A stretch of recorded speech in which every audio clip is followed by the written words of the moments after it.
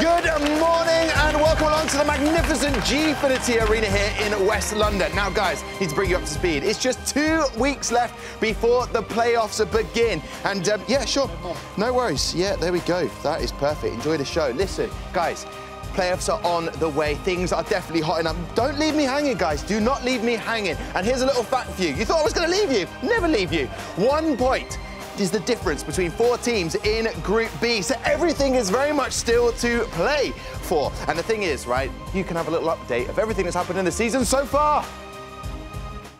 Here we go. We are back. Well, here we go. Middle.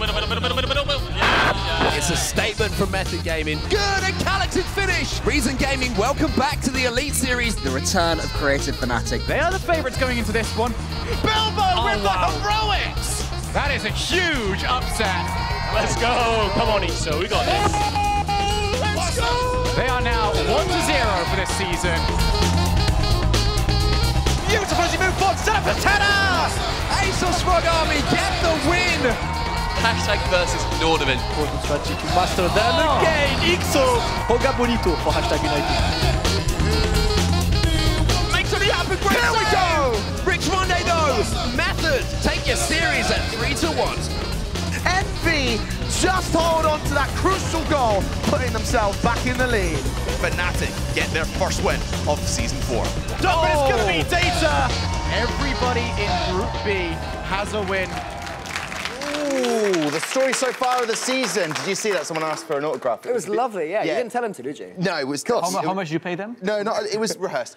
Listen, out on the desk today of Rocket League, I'm excited to see Cole and Damascus. Gentlemen, lovely to have you back. Cole, thank you. You've been away, Vegas. What was going down in Vegas? Rocket League. It was the RLCS Season 6 Grand Championship Finals, and it was excellent. Yeah, we went out to Vegas, and there was some of the best Rocket League we've ever seen out there. It meant that I couldn't be at the Gfinity Elite Series, but I did watch it.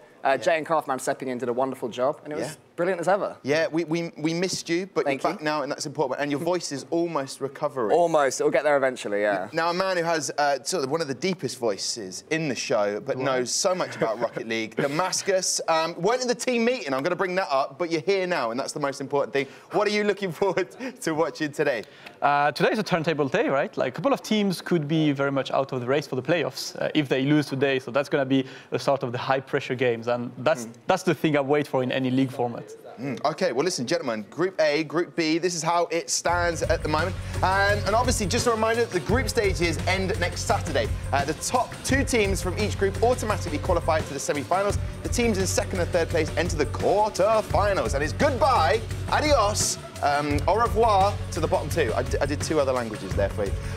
Now, what do you make of these sort of teams that are at the top? Because headline-wise, Cole, Epsilon and XL need to win to avoid leaving the competition. And a win for Method, Hashtag, and Fnatic sees them go through to the playoffs. So, I mean, Epsilon are a little bit disappointing because they started off so well beating Fnatic, and we were all saying there's a new power team in the Gfinity Elite Series. After that, 2 losses, and suddenly they're staring down the barrel, and it's tricky. So I think we're going to need to see a return to form for their key man today, probably Sebadam. I'd say the way he plays is how their team stand. If he's brilliant, then they can be brilliant. And they're up against, it's Epsilon against Hashtag today. So if they can be top of the table, then they can still make it through, but it's really tricky to say that Epsilon are going to play well. Staring down the barrel, as in sort of apple bobbing? Yeah, well, that's what I meant, yeah. OK, cool. And Damascus, XL, they need that win as well. But on the flip side, if Method, Fnatic, and Hashtag get that win, they're straight through to the playoffs. So they know what they have to do today is just get that win. Yeah, it's a good moment to secure the win and just be a bit calm next week. Not having to leave your qualification to fate. But I think the big surprise right now is probably Method. I mean, this group was very much a group of death because we had the trio, which was like Envy, Vitality, and Reason, plus XL. Everyone's like, yeah, these 4 teams are going to fight for a spot. Method's first right now. No one was expecting them to just be that high, and right now they're just showing they might be the power team. We thought it would be Epsilon, but Method have been very convincing. Yeah, the other team in Orange, XL, have been very disappointing. As I say, if they do not win today, they're out. Cole, you look at those 2 groups. Who's going to top it for you? We go to those DEM playoffs. I think that Hashtag are going to beat Epsilon today, and we'll finish top of Group B. I think Group A, I can see Method keeping it. I just think they're seeming too consistent in the Gfinity Elite Series. Cassio at the forefront of those 3 players. Bruta and Rich Ronde have been playing together for a year and a half, which in Rocket League terms is literally forever. Yeah. You know, so these guys know each other so well. Yeah, it's exactly. marriage, yeah. Yeah, and you know, they've won it with reason in Season 2 as well, so they won't fear being at the top. I think Method are pretty much unstoppable in Group A at the moment. Okay, now, Damascus, Fnatic, first up today. You look at that team, what do you like about this team?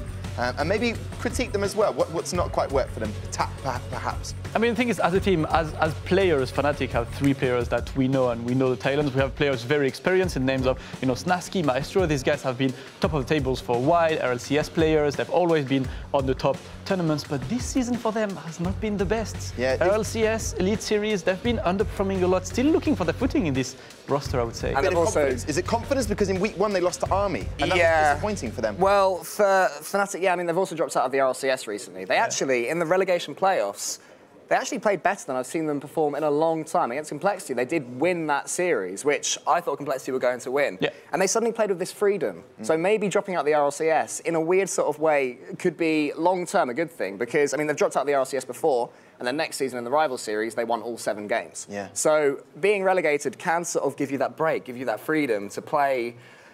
I say it over and over again with Fnatic, but it's so true with creativity. So often they seem stifled. So maybe once again, that will stop. And it can definitely give them a kick just behind. Yeah, somewhere behind, yeah. Somewhere behind. Back of the legs. Week 3, though, they did impress, and they were kind of like back to that form that we'd expect from them. And like you say, Cole, if they're out of one competition, it's very difficult for you to compete in several different. You just have the pressure's on you. But now, this is the sort of form we need to see today.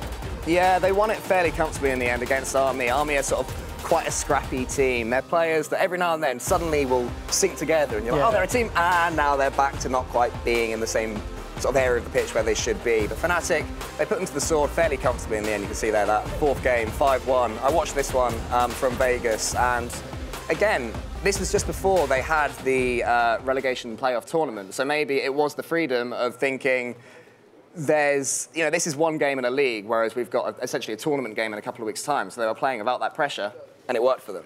Yeah, indeed. And obviously, I made a mistake. I said in week 1 they lost to Army, but that was definitely wrong. Yeah. That was definitely wrong. You should have pulled me up on it. I should have. I'm too nice. I thought if I just stay quiet, then maybe you'll change history, but that's not how it works. Yeah, they lost to Epsilon in week 1, and now Epsilon could be out. Listen, here's someone who is out. Ariel, free. She's not here today. I'm just going to let you know that right now. I didn't do it at the top of the show because I wanted you to stay with us. However, we've got an incredible replacement. None other than... I paused for such a long time. It's Stumpy, and he's in the Domino's den right now. Hello, everybody. Thank you so much, Tom, for throwing from your wonderful, lovely desk. We are here in the Domino's den. I'm not Ariel, as you can tell, but I'm joined by Nikolai and Nikolai, a Snaski and a Maestro. So, guys, we are here to talk about what you do as part of your pre-game, how you warm up. So what do you do before a big game? Because Snaski was saying the first one of the day is the hardest to warm up for. That's probably because we're tired. I don't know, we just go out there and play our game no matter what. Yeah. Is that the same for you, Snaski? Just literally just play? Yes. Just play. Just straight up play and do your best to win. Yeah. You're making this a hard interview for me because we've spent a week together at this point. He said he missed me. We've been travelling together all throughout Germany, all throughout Berlin. And he said, I will make this interview the hardest thing that I can for you. And you've given me a big, strong yes. Yep. Thank you. I appreciate that. So, Snaski, as a captain, how do you get your teammates all warmed up? I don't. You don't? No. God, I'm just going to turn to Maestro and just chat to him. Okay. How Snaski is a team leader? Does he get you warmed up? No, he doesn't. We just take care of ourselves and, yeah. Okay, so at least you're honest. I can respect that. So, Maestro, obviously you've been on Fnatic for a while. What's it like coming down to the Gfinity Elite Series every single week? It's pretty tough. I don't like the travel, but otherwise it's pretty good. I like the Gfin tourney. And obviously practicing on LAN is a nice experience. Thank you for joining me. Guys, we're going to head back over to Tom. Thank you very much, Stumpy. Not an easy introduction. They did well to make it tricky for him, didn't they? Stumpy and the Nikolais. It sounds like a band from the 80s. It's like a synth pop It's not like a band, and I like just the chemistry between them, because as much as Snaski is not warming up his players, he definitely warmed up Stumpy. Yeah, true. He's ready for all interviews right now. The first one is the hardest. It goes for the game and for the interview. Indeed, it does. So Fnatic's opponents today will be those boys from Nordavind. Now, they got that win against Epsilon, a 3-1 last week. but what do you make of this team and data protection there? Data, he's got a big job today. Well, he's a big unit, is Data. He's huge himself. I think if he was in goal and he was himself rather than his car, he'd be even more imposing. But yeah, Nordavind... he would be amazing as like the clowns that sit in the little cars. Yes, just stepping out one leg at a time. Yeah, no, I mean, I saw Nordavind last week. They did win and they played really well. Before the Elite Series Season 4 started, all the players were saying Nordavind were ones to watch. This was a team that people were sort of saying were on the cusp of that high rival series standard, you know, sort of good Gfinity Elite Series players. I casted these guys in a different tournament on Monday. I casted them against PSG, and it was the most boring series of Rocket League, Tom, I have ever seen. Please talk about it more. Right, why was it so boring? Because all three of them were it was just your straight rotations. There was no one always forward on the same side of the pitch. And it really disappointed me because these aren't players that need to play in that defensive way. PSG are an RLCS team, so basically they went into it with the mindset of, let's not lose. Now they're against Fnatic, who until recently were an RLCS team of their own, and I hope that they don't go into it with the same mentality. Yeah. I want to see them taking... They're prey. They need to take them down. Exactly, of course they do, because they have to show that they're a team to be reckoned with and sort of get that fear factor against them. They have a chance to do that. Al Dente in particular, he can pop off and attack, but he just didn't really get the chance to in the series that I watched. But it doesn't always happen with Nordavind like that, right? They can play in a much more aggressive and entertaining way. Damascus, why would players say that this was the team to watch? What did you see in them and what hasn't quite happened? Because they had that loss to Hashtag in week 2, but why would other players saying these are the guys to watch? I think for anyone who's been following like non-RLCS Rocket League, these three names are quite like household online tournaments name. All of the Rewind, Rival, Esports, all of the online tournaments, these guys will be there. Not necessarily together, like on different teams, but they've been rocking. I've personally casted all three of them with different teammates on online tournaments. So these guys are experienced. They've been getting better and better. They finally found a team where it looks like there's a good chemistry between the three. So everyone's like, okay, these players have been grinding so much. It looks like they reached a point where now is their time. So it could still be their time, to be honest. They still did well. They still need to figure out how to be more threatening without being scared of losing. Exactly. Yeah. Chemistry is the word mentioned there. Let's talk physics, biology. Let's talk about that one-man Data. He has all three of those. He's been standout for them this season. And you've got the stats in. You've got the data. Nice. He's got 2 in front of us. 12 saves, 19 shots. So the goals are coming. And we said it many times in Rocket League, you take those shots and opportunities, you will get the goals eventually. Yeah, absolutely. I mean, there'll always be times on that pitch where the ball will fall to you. You have to then have the confidence to smash it in. You can't roll the ball in and think, if I hit this off target, there might be a counter-attack. You have to play with that confidence to stop the goalkeeper saving it. It sounds so obvious when you put it like this, but actually when you're out there on the pitch, you're not just thinking about scoring, you're thinking about the counter-attack that might emerge if you do sort of play with that fear. So yeah, Data on his day is a player that he's not the most consistent of Rocket League players, but when he's at his very best, he is quite the force to be reckoned with. He's quite scary. Yeah. And I think if he can play like that against Fnatic today, who may be a little bit shaky, then Nordavind could have a good time of it. Okay, Cole, Damascus, I would love to just sit here chatting good old Rocket League with an eggnog, but that can't happen. We have to move the show along. I'm being told that. We have to move it along, guys. So let's welcome the teams out for Fnatic. We have Snaski, Maestro, and Mummy Snow.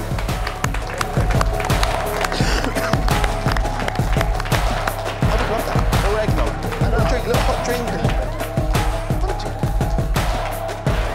Love that. Mummy Snow looking quite menacing with a cap. He's not even facing the audience in the arena. He refuses to. Right, their opponents today. For Nordavind, we have Al Dente, Data, and God's Miller. You've been waiting around long enough. The moment is here, and you better stand up. It's time. You better stand up. It's time. You better stand up. Well, there you go. Teams are out, and I'm going to wait here. What are you saying, Cole? What are you saying for this one? I'm going to say Fnatic 3-2. Okay, Damascus? I'm going to go Nordavind 3-2. Ooh. Yeah, well, there you go. I've walked away to the car. Someone hasn't had their coffee. Who heard these guys? Crazy Johnny Boy, predictions early on. crazy Madness. predictions. Why do you think they're crazy predictions? Lay it down for the people at home. I think Fnatic are going to win 3-1. I mean, Nordavind might take a game 3-0. Yeah, 3-1 probably is fair. This is the realists over here on the desk. Okay. Those guys are dreamers. Were you quite scared with Fnatic coming out? Hood was up, Cap was out. He looks like he's in the zone. It was like Eminem, like old school style, just coming out. He's ready to lay down the bars and wrap this one out. Well, I hope he doesn't, get the bar down and over the crossbar again. That would be a bit of a shame. That's why I work with you. Bar down and in. Phenomenal. We like bar down and into the goal. Well, listen, gentlemen, I'll leave it with you. So you're saying prediction. Johnny Bill, what's your prediction? Oh, yeah, same. Fnatic 3-1. Okay, well, I'll leave this one. Take it away. Synergy already there, Johnny. That's we why we're back. We finally. didn't plan that. We just heard how bad their predictions were, and then we thought, yeah, I think it's probably not going to be that. We're going to keep it real 3-1. today, is what we're going to be doing. And yeah, Fnatic obviously coming off the back of a win last week versus ASOS Rock Army as well. They're going to be feeling pretty good about things. On the other side of things, though, we have to give some credit here to Nordavind because they picked up a win last week, and that was a big win for their season. Yeah, I mean, both the rosters so far have had the same record. One loss to start things off, and then coming back with a win.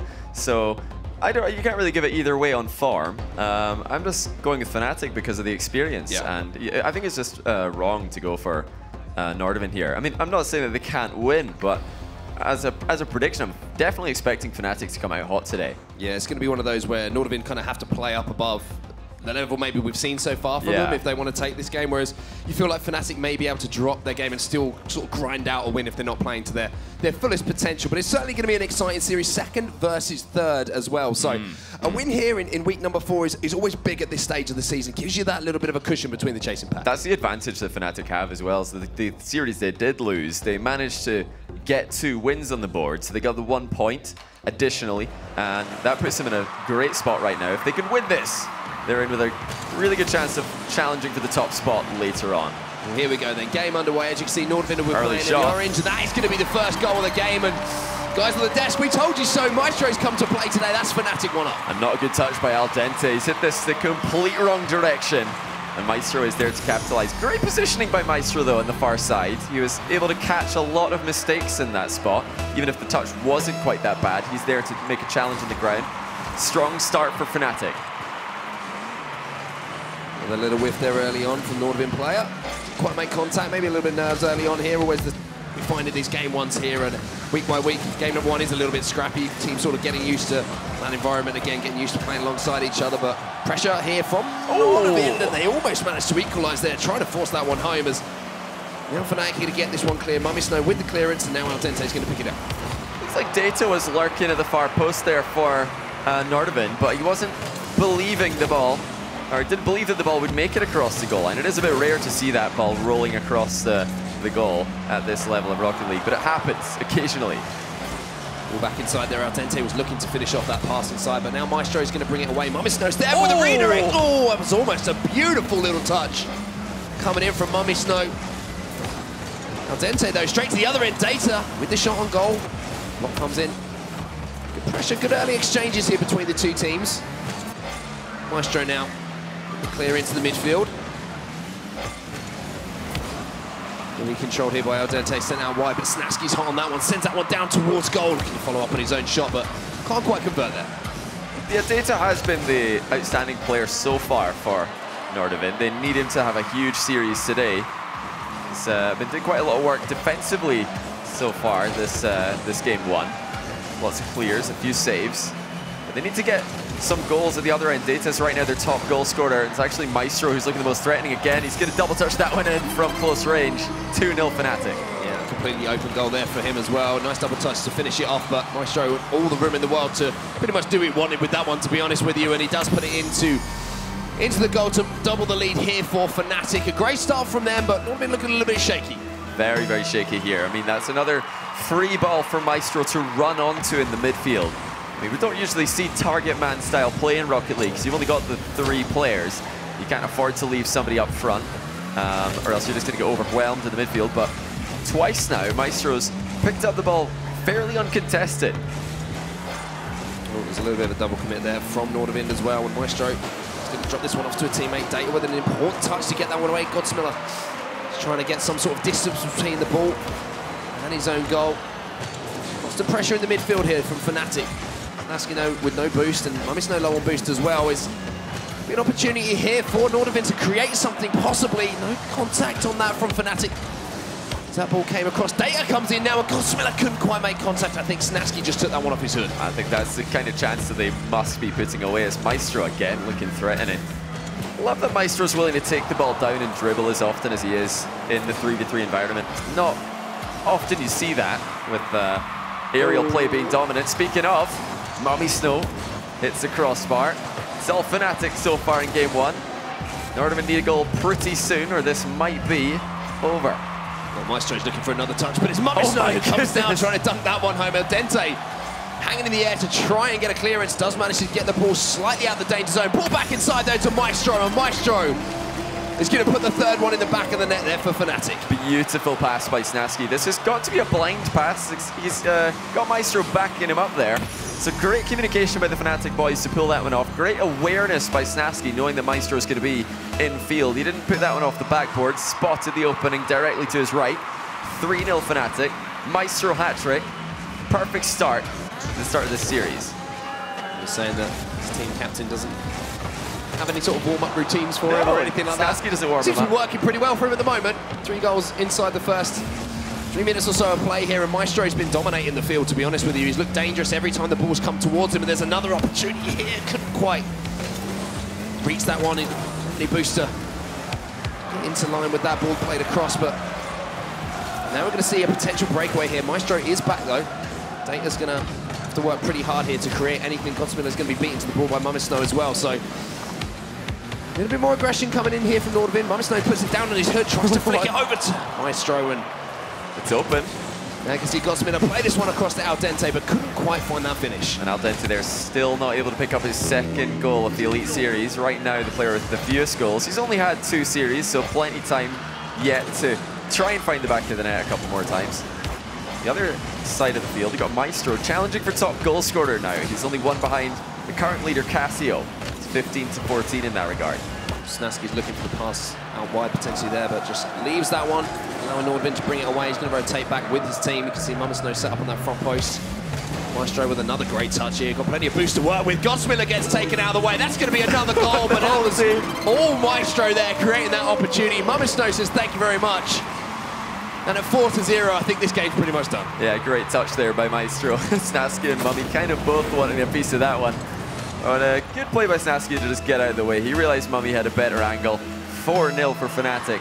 And this is the problem now for Nordavind, is that when Fnatic are playing well, they can be difficult to stop. I mean, they got recently relegated from RLCS into RLRS in the main 3v3 league. But they still managed to sweep a couple of teams in RLCS before going down. And if they can start like that, they're so difficult to play against.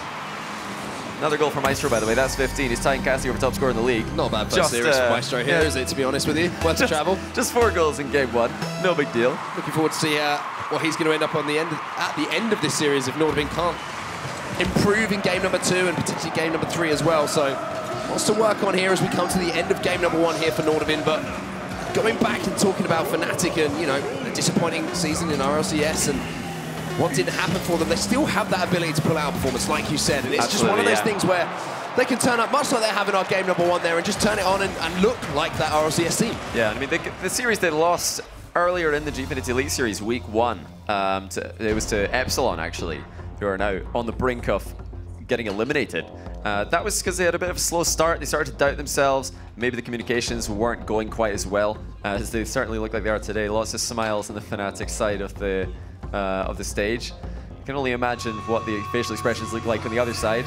Not good to get 5-0 in game 1. Yeah, absolutely not. Some of the replays coming in here. And it was the Maestro show, we have to say. It really was. In game number 1 there, a hat-trick for him. Actually 4 goals for him as well. And almost, I think he probably could have finished off the one that he created his head for Mummisno at the end as well. He got the assist, so he's involved 100% goal participation. And that pass actually by Snaski might be my favorite play of the game. That was, wasn't it? Really, really nicely done. If we saw that first-person perspective, it would be even more impressive because he's done that like pretty much over the shoulders, like a blind pass, as the ball's dead in front of him, and Maestro's behind him to the right. And that was for Maestro's hat-trick. He's got 4 altogether, though. And like we said earlier, he's now tied for top scorer in the league. The most impressive thing about that, though, is he's only played 2 series and 1 game, whereas Casio for Method has played 3 whole series. So Maestro goals per game is very, very high right now. You can see the concentration and smiles across the board, to be honest with you, from both teams. Even Nordavind, you can see, you know, they were smiling even at the end of that game. Maybe that was a little bit earlier on in the series, maybe not, sorry, in that game number 1, not towards the end of it. There might have been a few less smiles towards the end of it, when it, obviously with the end result. But, I mean, it shows that they've got that positive mindset, doesn't it? It shows that you know, they've understood that loss has come now. Time to focus on game number 2, and speaking of which, we're getting straight into it. Yeah, they've got a couple of characters in that team for sure. Data is pretty funny player, also a pretty good player. Look at that, setting up the ceiling shot. It was an early challenge from Maestro that shut him down. And that's the threat of stealing shots, is you need to send 2 players pretty much. 1 person to challenge early and 1 person to cover the goal line. So you've got to respect the early shot that Data was threatening. Data's trying to connect on that one. Snasky Great a little block bit by of Data. And it's a goal. Just like that, Godsmiller gets a goal. Fnatic drop one early here. Snasky not able to get a good touch. He's trying to take that one up the wall, but he accidentally drops it in field. Timely bump though by Data. Yeah, and a little mistake like that from Fnatic can just open the door to cut it. You know, Nordavind have now got something to hold on to. They have to force the pace so much. They can. Another stealing shot. And they allow themselves to just sit back a little bit and absorb a little bit of pressure that will come in from Fnatic. Don't have to overcommit. Can always have a person maybe playing that 3rd man role. And we'll see how the game develops now. I think it's going to be interesting to see how Fnatic try and respond to that. Yeah, Fnatic, they've got to just take that one to the chin. It was their own fault that they've conceded. Let's make it 2-0 actually. Aldente with his 2nd goal of the Elite Series. Doubling up. 100% more. Oh, what a pass again by Data. Double touch. Mummy taken well out of the game on the backboard. And you can say that's actually 2 times now. Fnatic have looked pretty shaky on defense. We didn't see any defense from them in game 1, really, because they were so dominant in the midfield. Nordavind very early 2-0 lead here. What a turnaround from game 1. Amazing what a couple of seconds break can do and an early goal can do for confidence. And you're seeing Nordavind turn up a little bit, as obviously 3rd place at the moment in the table, holding on to one of those playoff spots. And that's what it's all about over these next few weeks, is making sure you get into those playoff spots. It doesn't matter how you get there, you just have to make sure you're not one of those 2 teams who misses out. Absolutely. It's a really interesting series ahead of us now if Nordavind can make this close. Good angle shot by Mummy, so he had to take all the pace off it just to get the ball on target. Pinch center ball by Snasky. Plenty of bodies in the way for Nordavind in the corner. And this is pretty predictable at the moment by Fnatic. Is it going to work though? Oh my goodness, Mummy Snow! Wow. Try to spike that one down. But look at this! But that's the problem with committing so many people here. Mummy Snow, instead of rotating back, stays on the back wall to try and get an impossible angle shot. Actually takes Snasky out of the game in doing so. And there's 3-0. Data on the score sheet. I think that's 1 goal for all 3 members of Nordavind. They're going to be feeling pretty good now. And there he is, smiling away. 3-0 up. Why wouldn't you be? Especially after game number 1 didn't go your way in a pretty catastrophic way, we should say. Yeah. But game number 2 is a completely different story here, and Nordavind is certainly making a series of this now. Almost after you see a game number 1 like that, you're almost expecting the 3-0 to come rolling in, but to bounce back shows, as you say, some of the resilience that is in this team. Aldente now sends this one forward with a long clear, going to chase that down himself. He has a little bit of space to work with. Mummy Snow gets taken out. Maestro has to get back and make the save. Yeah, very nice shot there by Aldente. Waiting for that bounce. I don't want to see Nordavind overcommitting too much. They've got a 3-goal lead, and they know how good Fnatic are in offense. If they can just keep the ball moving around the field now without committing too many players to one area, then this could, you know, knock a whole minute, maybe a minute and a half off the clock before Fnatic even get a good chance on net. That's what they need right now. They want to keep the ball moving, keep your boost totals high on all 3 players. Maybe they can stay ahead all the way until the end here. Yeah, Snasky was looking for that pass down to Mummy Snow there, but I think he got slightly ahead of the ball. Maestro with a challenge here. Maestro with no boost to work with as well. Data's going to come in and try and create something. Aldente off the backboard. Oh, I mean, Fnatic got a little bit lucky there, but Maestro is going to add another one to his tally now with 2 minutes and 8 seconds left on the board. Now it's just 2 goals between these 2 teams. This is really dangerous now, though, for Nordavind. A clean reset. Set piece on the kickoff. I wonder if Fnatic will get any tricks up their sleeves. They did exactly what they needed to not do. That's they've committed all 3 players to one area, and 1 shot from Maestro is all it takes to bring Fnatic back into the game. Nordavind needs to hold on. It's a good block there by Mummy Snow. This is now a chance to counter Snasky for the long shot. Well dealt with by Aldente on the back wall, though. Yeah, nice touch from Data as well. Drops it back down, and now Maestro's challenging it, and you're seeing Fnatic starting to challenge the ball a little bit higher up the pitch. They need to try and force the pace here. Snasky again. It's a good touch on the ball. Data, though, is going to have an opportunity to bring this one down. Does so. Takes it past one. Aldente now. Back to Data. He should be able to finish this, but Snasky gets back just in time. Yeah, the slow shot by Data was on target, but stoppable. Fnatic hold on for the moment, but it looks like they're just wide open yet again. The defense of Fnatic very, very heavily committing to the back right corner. 1 infield pass from Data is all it takes. Aldente He's able to triple up on his goal tally in one game. So 4-1 now to Nordavind, and just 1 minute 23 left on the clock. This is an uphill battle now for Fnatic, and I wonder if after that game number 1, maybe a little bit of complacency slipped in, and everyone's maybe looking hungry for goals, and you've got to win the game before you maybe start thinking about that. Absolutely. I mean, we saw a really nice pass by Snaski to Maestro in the last game in field, and that was a blind pass. It shows you communications on point. They're really playing their rotation quite well. This game there's not really been much of that, and I think it goes back to the first mistake that Snaski made on the back wall. Unforced starter, could have taken control of the ball, accidentally knocks it center, and Godsmilla puts it in. Maybe, just maybe, that's kind of shaking the Fnatic comms up a little bit. They need to try and forget about that, focus on the task ahead of them, which is looking like a game 3, 4, maybe even a game 5. As game 2 goes further and further out of reach. Well, Dente sends that one towards the corner, just buying time for his team here with 33 seconds left on the clock. Godsmilla has to make a save. Snaski's trying to keep the pressure on with a good bump coming in there. It's going to slow things down, and now Dente's going to get a nice long clear on this one. Straight back up to the Fnatic half. 20 seconds left on the clock now. Snaski off the backboard. Anyone there? Maestro not in position, though, to get that finish. And I'm going to be paying very close attention to the on-stage camera between this game and the next. Will we get a shot of the Fnatic boys? And will their happy, joking mannerisms still be there? I don't know if they will.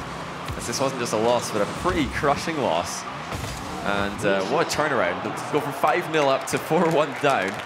I'm very curious to see how Fnatic are going to come back from this. Nordavind, meanwhile, man, that's the dream situation, really. It's interesting here. We looked at the player cams at the end of the last game, and they were all smiling and joking after their loss. It's a slightly more serious look to Nordavind now after that one. Maybe just very much thinking, we've got a shot in this series. Maybe after that first game, they're thinking, we're kind of done here, but no eye contact across the board. Mamisno looking down. I mean, a picture tells 1,000 words, doesn't it? It really does. Now, Fnatic have been... There's the smiles. Yeah, there's a couple of smiles. Let's keep the camera over here. Very, very positive stuff. But yeah, Fnatic, they need to try and pick themselves up. It's a big question mark on their gameplays.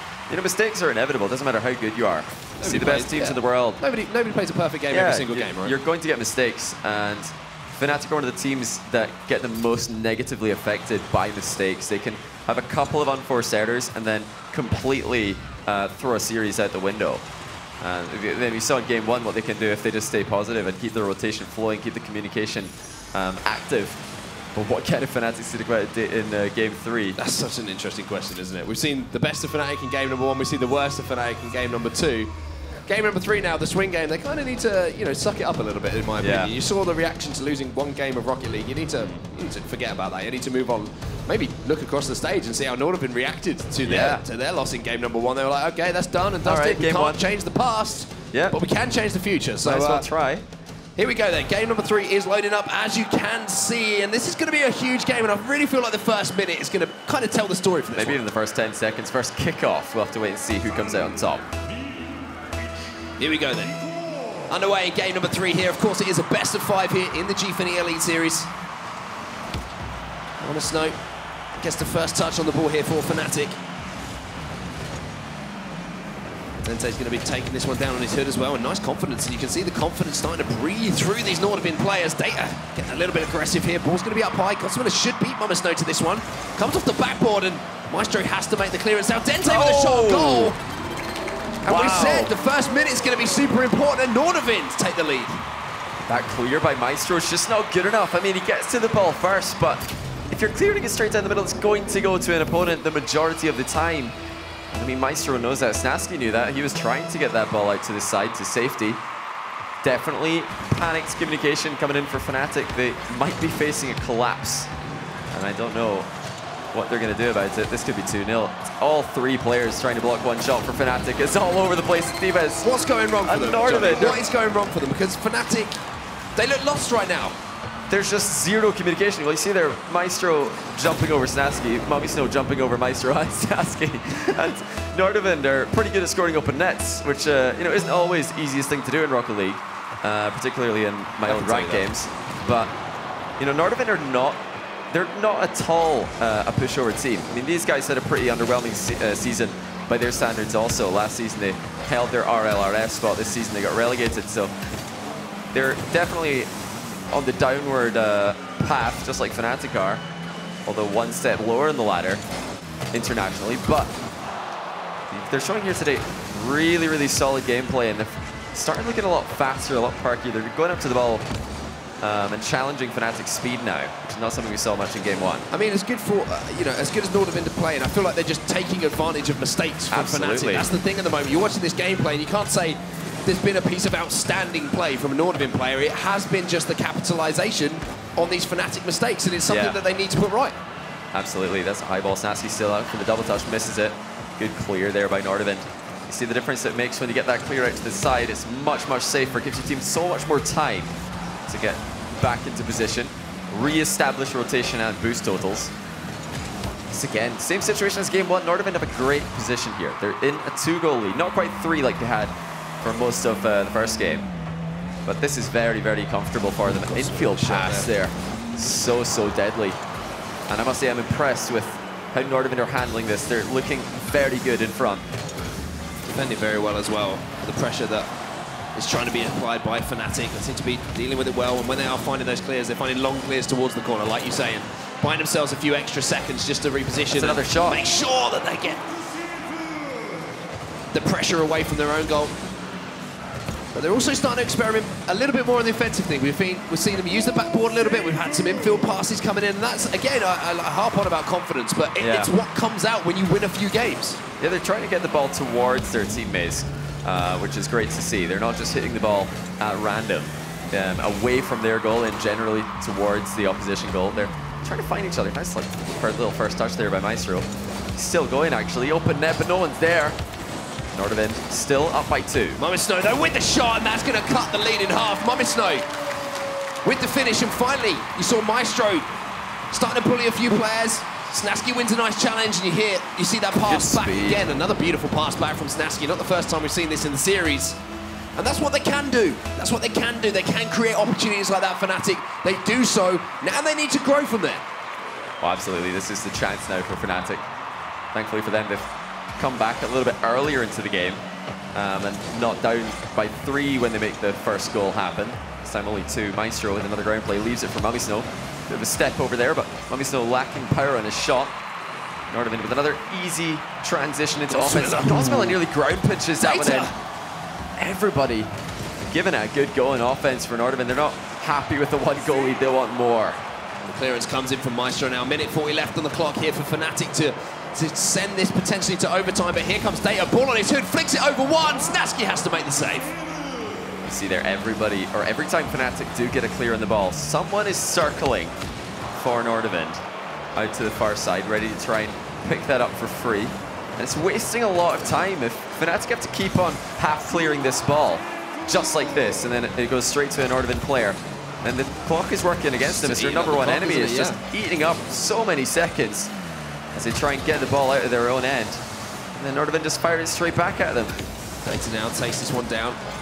Snasky going to be in position to potentially follow up any sort of pass that comes in from Momisno. He's actually going to be challenging Aldente here, but again, Aldente gets the better of him. Maestro takes this one down. Another big challenge in the midfield from Data, though, and I like this from Nordavind. They're not just sitting back and allowing too much pressure to come towards them. They're still being proactive in defense. That was really nice patience, actually, by Data as well. Lots of players have gone up on the back wall or the side wall there. There's a goal, actually, for Data out of nowhere. And dare I say, another misplay by Fnatic. Snasky centers it by accident. And then the back wall is completely open for Data to punish. 3-1 again, Nordavind, the same score we had last game. But this time, there's only 39 seconds for Fnatic to come back. We're getting a lot of it's really, sorry, you can't see smiles on camera at the moment, but there's some annoyingly jovial dancing coming from the analyst desk from Cole, Damascus. I think they got a little sneaky look at the script for today's show before this match started. Yeah, there's no other way they could have known that this would have gone to 100% true. two games to Nordavind.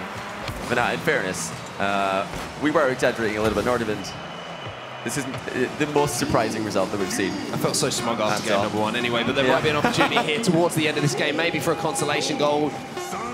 But Godsmiller is going to bring this one down. Maestro tries to poke it towards goal, but unfortunately for him, it's not going to be enough. And Nordavind now are on series point, and more importantly, Johnny, And everyone at home and everyone in the arena should be aware that my 100% prediction record could well be on the line here.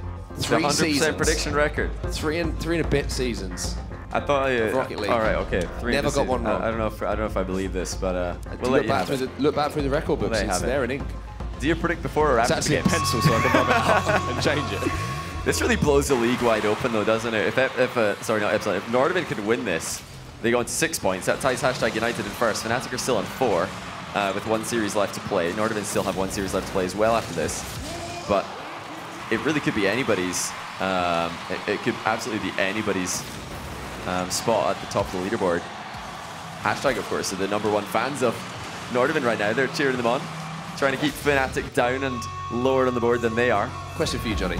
All right, you're stood behind Fnatic right now. Who's going to be the guy on that team to say something to just lift the spirits a little bit? Because I think someone needs to crack a wide. Someone needs to break this, this sort of radio silence you see between the players at the moment. And it's going to be interesting again to see the player cams and see the reaction again. You see just stone faces. It's always the same story when Fnatic are, when they're losing. It doesn't look like they've got that, like in their back pocket, that positivity, that belief in themselves. And like you said, that man who can just crack a joke and maybe lift the spirits. Because right now, they've just got to face it. Their job, from this point onwards, is to win 2 games of Rocket League. That's it. Forget about the 3 that have already happened. They've got to win 2 games. Go back to game #1. Try and repeat what you did there. Obviously, Nordavind have stepped their game up from there, but it's do or die time. Send this one to a game 5. We're getting straight into game #4 now. Nordavind on the verge of an upset here. 1 more game for them and they'll take the series. And like you said, there have been mistakes for Fnatic, but those don't matter anymore. If somebody's missed, oh, there's a nice shot. Actually, oh my goodness, Maestro into the crossbar, so much power. I'm not sure if you realized that was open. But yeah, Fnatic, they're just going to try and forget about those mistakes and see if they can pick up where they left off after game 1. Well, we were talking about Fnatic and how they might be feeling in game. Let's actually take this opportunity to jump into a quick listen-in with them and see if the comms are as bad as we maybe think they are. It's very quiet. Og boost, så jeg med boost. Nej? Ja, nej, det passer dig. Gør. Fuld. Nej, midt. Prøv. Not sure, is this Danish? They are a full Danish lineup, I can't tell. That was quiet. That's all we needed to know, though. That's all we needed to know there. You see, they're not really talking to each other too much, to be honest with you. Look at that pass. Meanwhile, towards Data, Godsmill is up. Second touch. Well dealt with by Maestro, and now a chance for Fnatic to counter. But, I want to see Maestro be the player who's already upfield. That was working so well for them in game 1. If Maestro's the one, the target man that they're hitting the ball towards, I think they're probably going to profit more often. It's really risky by Maestro, hitting it straight into a dunk. Has a chance here. Oh, well defended though by Mummy Snow. Yeah, very well played to get goal side.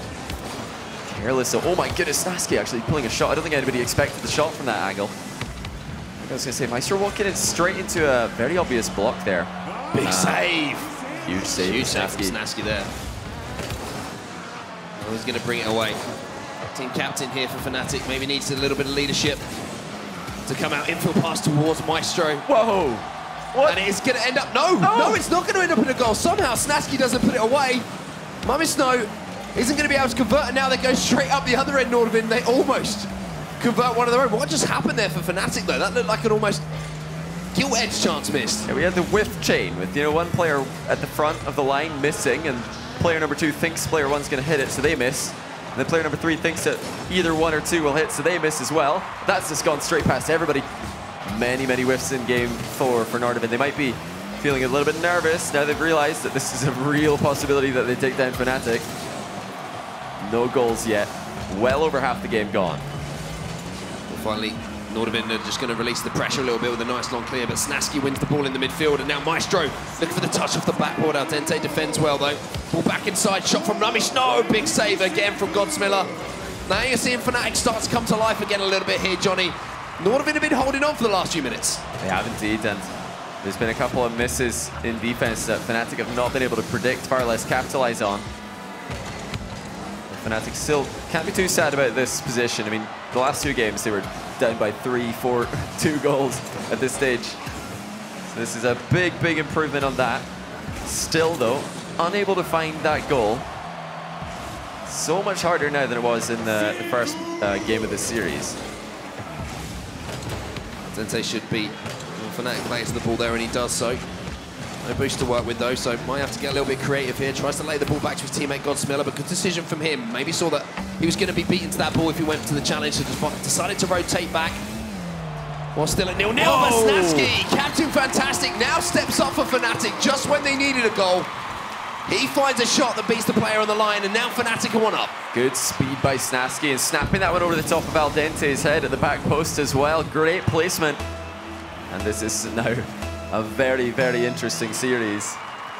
And I don't think there's a better player right now for Fnatic to get a goal, because there was a couple of whiffs in defense for Snatsky that kind of started Fnatic's spiral out of control, and just like that. Amazing what a goal can do, right?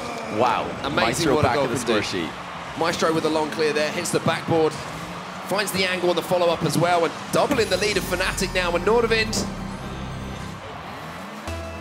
It's a scary place to be for them, because we know how good Fnatic can be. As soon as they get that goal, it seems like they're just a completely different team. Absolutely. And I mean, the ways that Nordavind are conceding not just goals, but pressure in this match is very, very worrying. The defensive accuracy has gone out the window completely. I mean, I think they've had more misses in this game than the other 3 combined. There were a couple of missed touches in game 1, but it was mostly just Fnatic being very clinical. This match, Fnatic were just waiting for their opportunity, and eventually it comes. That's a cheeky little touch by Snatsky. They're trying to work this one out of defense on the ground. Mummy Snow needs to be careful not to go out too far off his goal line. 28 seconds away from game 5. Nordavind need 2 goals. Struggling to create any realistic opportunities though. Yeah, we saw an infield pass though. Mummy Snow read it well and managed to intercept before it became too dangerous. Godsmiller's following this one up, and they're going to have to commit now. They don't get a goal in the next few seconds. This is going to be a game 5 we're going to. Data takes that one up to the ceiling, burns a few more seconds. Snatsky follows it up. Maestro being challenged now, and that is going to be the game now as Mummy Snow puts that one to the floor, and Fnatic send this one to a game 5. A fantastic way to start off our first series of the day, Johnny. And I won't lie, a big part of me was hoping that Nordavind would close that one out 3-1, just so that Damascus and Cole would both be wrong, but that's fair. Now at least one of them's going to be wrong. Unfortunately, the other one's going to be right, so we'll have to put up with that later today. Shout out to Fnatic as well for keeping my 100% record intact. Alright, we'll see about that. They've got one more game to go. Hey, just saying. There was a reason that I wasn't allowed to do predictions before game last week.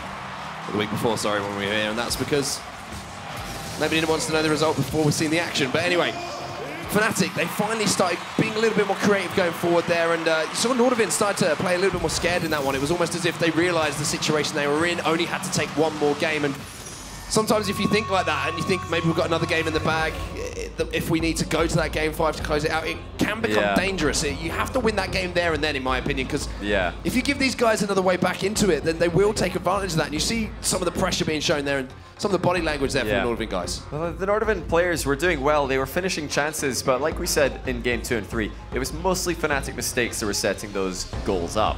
And game 4 comes along. Fnatic don't look amazing, but they're also not making mistakes left, right, and center, and they're able to eke out the win. It's actually Nordavind who then get nervous. They're not getting a free goal in the first 10 seconds like they did in game 2 and 3, and they start to doubt themselves maybe. Still, the one team will walk away with all 3 points after game 5. The other will pick up a single point for getting 2 wins on the board, which is actually going to be relevant with how close the top of the leaderboard is here. Oh, Al Dente gets them off to a great start here. Nordavind, that's exactly how they would have wanted things to begin. Al Dente follows up the challenge he made. He sells out Maestro as well, just pops it over the top, and it's not the start you want for Fnatic, but they need to find something here. Nordavind have won every game they've scored early in here. If they can do that again in this one, this series is done.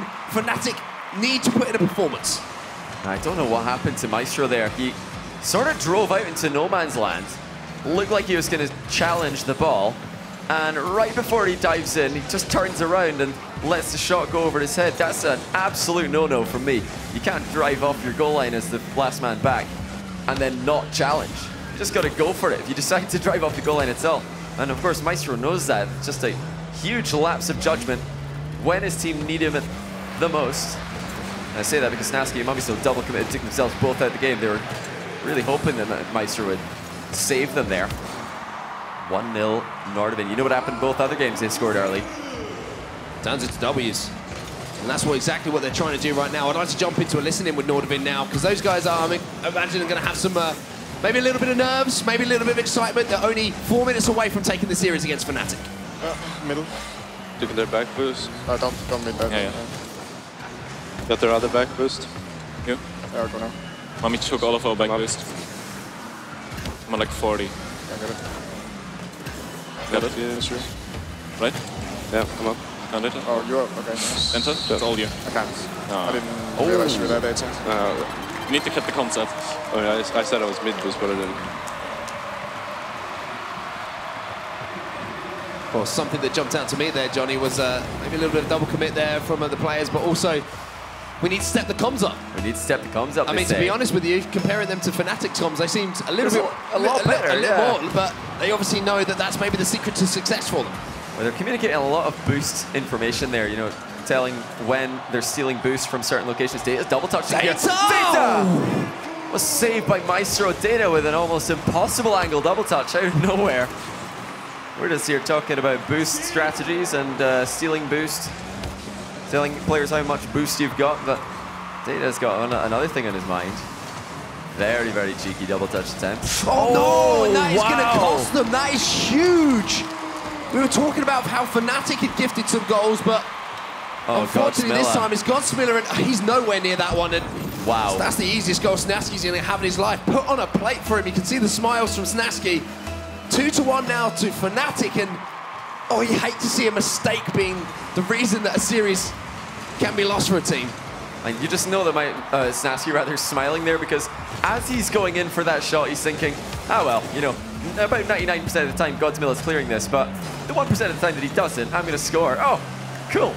We got the 1%. It's like you just got the river card you wanted, Snaski.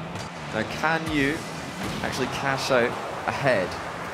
Currently up by 1 goal. This is an open net though. Oh my goodness, 2 players missed, both going for blocks at the same time. Good defense by Godsmiller this time. Maestro off the backboard, shot towards goal. Can Data get up? He just about does, but Maestro's following up. Data is huge, but he's not big enough, and Snaski puts Fnatic 2 ahead, and he's been the difference maker in this game, number 5. Oh my goodness, Data trying for the triple save. Snaski just squashes it in. He had so much momentum into that challenge. And that has got to be the 2 worst goals that Snaski's ever scored. He'll take it. But so important, Mummy puts in another. And Nordavind have just capitulated. Where is the defense? Everybody driving forward into the same position. And it's Godsmilla again. Questionable decision making when it matters most. There's still a long time left in this game. The good thing about going down 4-1 this early is you've got 2 minutes and 22 seconds to score 3 goals. Yeah, trying to just throw everything at him and see if you can get back into this one. Dente! Ooh, almost with the perfect response there. Would have just made this a 2-goal game with 2 minutes left on the clock, but big save came in. Demo comes in from Data now, so they have a numerical advantage for a few moments. Snaski, though, wins the challenge in midfield. Maestro's up for that one as well, gets the touch. Mama Snow towards goal. Maestro picks it off the backboard. Pressure's still coming in, and this is what I want to see more from Fnatic. Just keeping that pressure on in midfield. It's what what a shot! Oh my word, Godsmiller from downtown does make this a 2-goal game. Data showing them how it's done. That's how you pass out a defense straight onto Godsmiller's car. Doesn't even have to move. See another smile from the analyst desk, but not because the prediction is going to be right. It's because that is a doink from the midfield. Indeed it was, I believe. I always like questioning it because it triggers Cole. Yeah. We'll call it a doink for now. Maestro then challenging this one for Fnatic, and it's going to start looking a little bit more shaky than it did a few moments ago here for Fnatic. Data wins another challenge. Maestro has to win this and does so. Dente takes to the air to push it back towards the Fnatic goal. There's still plenty of time left for Nordavind, like we were saying earlier. They have gone down by so much so early that it is possible. Maestro. Oh my goodness, Maestro, how did he get that much power? Mummy's still on the follow-up. Oh, back what to a pass. Maestro. That's beautiful. That's the Fnatic we know. That's the Fnatic really we know well right there. Maestro has the shot on goal. Mama Snow with a great little pass back into Maestro, who follows it up. Two Nordavind players caught out of position, and with that one pass, they're just absolutely taken out of the game. And now Fnatic with a 5-2 lead in our game number 5. Looks like they're going to be the ones securing the 3 points. That was such a wicked aerial shot by Maestro to start that offensive play as well. Got so much power on the tight angle shot. Mummysnow is going to get another goal here. Oh, he's ran out of boost actually. But Snasky is there for another terrible goal. Snasky with a hat-trick of just awful goals, but I love it. They still count. Hat-trick's a hat-trick, man. And in the game number 5, you don't mind how the goals come. You would take them all day, and a hat-trick for the captain in our game number 5 here should pretty much secure the series here for Fnatic. They definitely had a scare, though. Oh, absolutely. And we've seen every single side of Fnatic here in this series, for sure. A great summary of their season and their current, team dynamic is that if they get ahead early, they're very hard to stop. If they concede early with the misplay, they're pretty much guaranteed to lose not just one game, maybe another one as well. Just throw away 2 games from one whiff. They really do, capitulate quite often. Upon their own mistakes, that's the biggest issue. They've just got to find a way to deal with the fact that mistakes are going to happen, like you said earlier. It's just one of those things where you can, if someone makes a mistake, you go, don't worry. It's as simple as that. It is that simple. It's just one of those things that sometimes just needs to be communicated, that you've got your teammates back if he does make that mistake, and you've got the belief in him to not make that mistake next time. Mummysnow's going to put this one towards Maestro. Might be another opportunity to try to play it back to Mummysnow there. That would have been a thing of beauty to close out the series from Fnatic. But a 4-goal difference between the two teams in our game number 5 only means one thing, and it's going to be a Fnatic win here in game number 5. 100% record, still alive, Johnny. Still alive, boys. I don't know about that, but it is a win for Fnatic. A really, really important win. They keep the pressure on Hashtag at the top of the leaderboard. Because now, if Fnatic can take them down, they will get that top spot. I believe it is guaranteed there, because they're at 7 points. Hashtag on 6. Hashtag can go to 9 today when they play later, but they're still within reach of Fnatic. They can get past them by beating them in the final game for them of league play this season. Yeah, not over for Nordavind as well. An impressive performance from them. They'll be gutted, obviously, that it went to that game 5, and they didn't close it out when they had that in that game number 4, because I feel that was a real opportunity for them, and it was a nervy performance in that game number 4, as we do look back on some of the highlights from that game number 5. But mistakes early on in the series came from Fnatic, the games away. Towards the end of that series, though, Nordavind, they were the one making those mistakes, and you could see the pressure, what it does to players in-game. Yeah, the last, I mean, you said it yourself, game 4, and as well in game 5, their defensive rotation, their defensive trust in each other was pretty much non-existent. Lots of players just going pretty tunnel on the ball and not really paying attention to where their teammates are. What a great game for the neutral fan, though. 8 goals. You can't really complain about that. Although the Snasky goals were particular highlight of mine. What a hat-trick. I think we should put that together in the highlight reel. I think 3 that might open be nets. The moment of the day, the Snasky hat-trick. But they all count, and in a game They 5, do you do not care how they go, and you can see the players' reactions here. Nordavind obviously absolutely gutted at the end of that, and Snasky's all smiles, as you would be taking a game 5, especially after scoring what were the 3 best goals of the Elite Series so far. Very good goals by Snasky. I think the most important thing for Fnatic here is that they just find a way, like we were talking about at the end of that series, to not take their mistakes so badly. And that's a skill, you can practice that, you can learn how to do it. Are they aware of that? Are they doing it? That's the question. I think that's what they need to work on before their big matchup next week with Hashtag. Yeah, it's going to be a big game for them for sure. And let's catch up with Fnatic right now. I believe that Snasky is on the main stage with the Ariel impersonator, also known as Stumpy. Thank you, Onset. I appreciate that, of course. I'm here with Snasky. And before we get into these big questions, you were just saying before that game, after that game ended, you said, yeah, I enjoyed that series. I had fun. What was different about that compared to the other weeks that you've been here? I'm not sure, to be honest. I don't know, I just enjoyed it. It was fun. Just fun to win. And now you're guaranteed playoffs. Yeah. Snasky, you've done it. Congratulations, of course. So, the games that you ended up winning, so obviously game 1 and game 5 as well as game 4, you had a massive goal difference in 1 and 5 at least, and then you lost the middle 2. What went different in those, obviously being so dominant, sort of either side of it? They got a lot of good bumps in. They started chasing us around, and we were like, what's going on? What are they doing? And I'm not really sure how we fixed it, but I think in the end we just managed to outpace them in every single way, and it's good enough. So just still very much seeing how they change their game, then you sort of altered yours around them, or? Yeah, something like that. Something like that, something like that. Thanks so much, Sasky. Of course, congratulations for the playoff. You did an awkward fist bump. Perfect, that was so much. Okay. We're going to be throwing back to Tom at the desk. Oh, what an Ariel impersonator. He's actually just as good as Ariel with the awkwardness. Oh, with the awkwardness, okay. Yeah, with the awkwardness. I thought you meant like as an interviewer, but... Oh, no, he's brilliant. I tell you what, Sasky gave him so much more because before the game, he really didn't offer much in the interview. And that's nice. When you're enjoying your Rocket League, you play well. And well done to Fnatic. They headline news are through to the playoffs, guaranteed. And a 3-2 win, Tom, never in doubt. I don't think...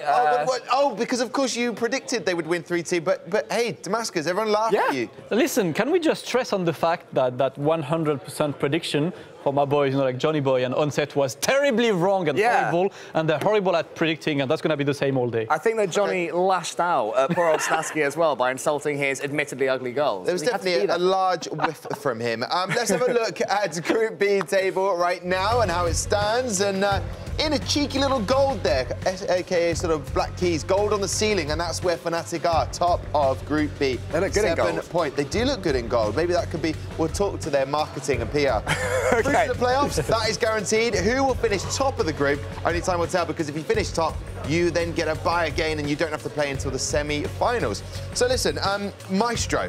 By his name, the clues inside, the performance was a Maestro's performance as well, wasn't it? Goals galore. Yeah, so I mean, Snasky was the main goal scorer, but Maestro was the one pulling all the strings, really. So much of what Fnatic did well was all through Maestro's creativity. He was, he was up for it when it was time to shoot, but I think more than his finishing, it was his passes, it was his bumps and demos. Yeah. He was in the right place in the right time, and he also had the quality, when he had the ball in front of his car, to play well. I feel like that's what we need from Fnatic as well. Every single time I see Fnatic playing in a satisfying way is when Maestro basically takes the creativity in his hand and Snasky is there to finish anything Maestro doesn't put on the net. And that's just how they work, just complete each other.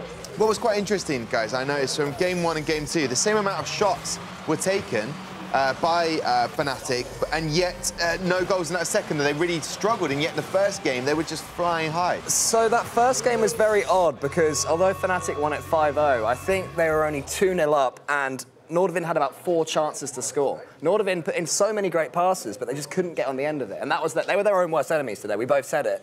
That whenever they had a chance to hit the ball, not even necessarily to shoot or to save, just to make a normal hit, they were whiffing on everything. It was really an awkward performance from them in that first game. But you've got to say credit to Fnatic, because once you do start to have chances go against you, it's possible to get a little bit shaky, give up a little bit. But Fnatic kept on pushing on. And yeah, in that first game, they did get their rewards. And what was also brilliant about Maestro is that every shot was either going to be an assist in that first game or it was a goal. Those are some of the stats. Listen, guys, if you want more analysis, I'll tell you what, it's coming right your way this second. Johnny Boy is up at the touchscreen with Stumpy.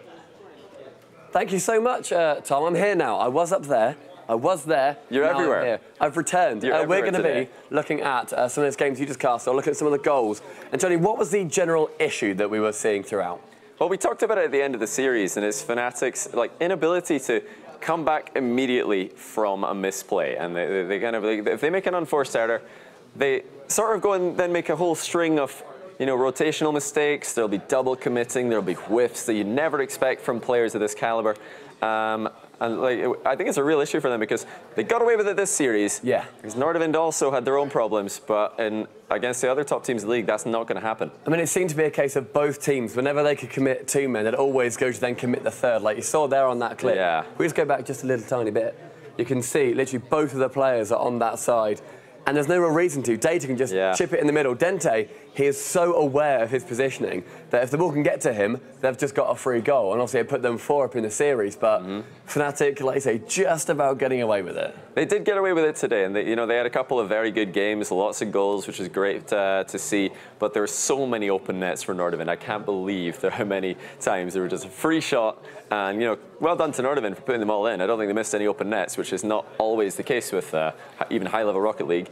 But yeah, Fnatic have a lot to work on, I think, before the playoffs. Yeah, I think that's going to be the main thing for them. Work on your double commits. Make sure that if you can commit 2, maybe have the third man sit back a little bit more. Back to you, Tom.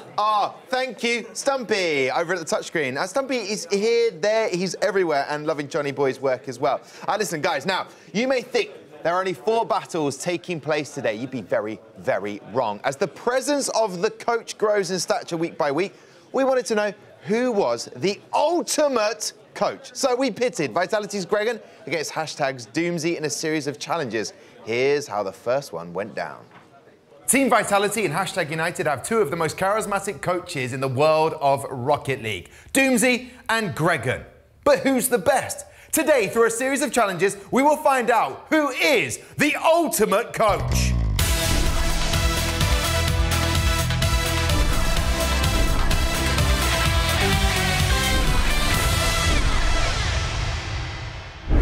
All right, gentlemen, your first round is a reaction test. You need to turn the lights out in true Rocket League style, fist bumps only. Doomsy, you're up first. It's time to play Fists of Fury. Here we go. Get ready. It's the fist bumps. Oh, we're getting a bit of rhythm now. That top right is ruining me. Oh, he's getting a bit of speed now. Here we go. He's picking up. Oh. He's getting used to it. 7,000. Here we go. 38, that's not bad. 38. First ever go, I'll take that. Here we go. Ready. Oh, he's pressed the button. Good start. Oh, that was. See, it's hard.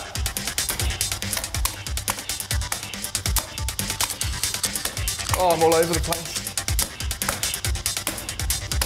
I feel like I'm going to break it. Oh, it's up there, top right. Oh, damn! So, I got 38.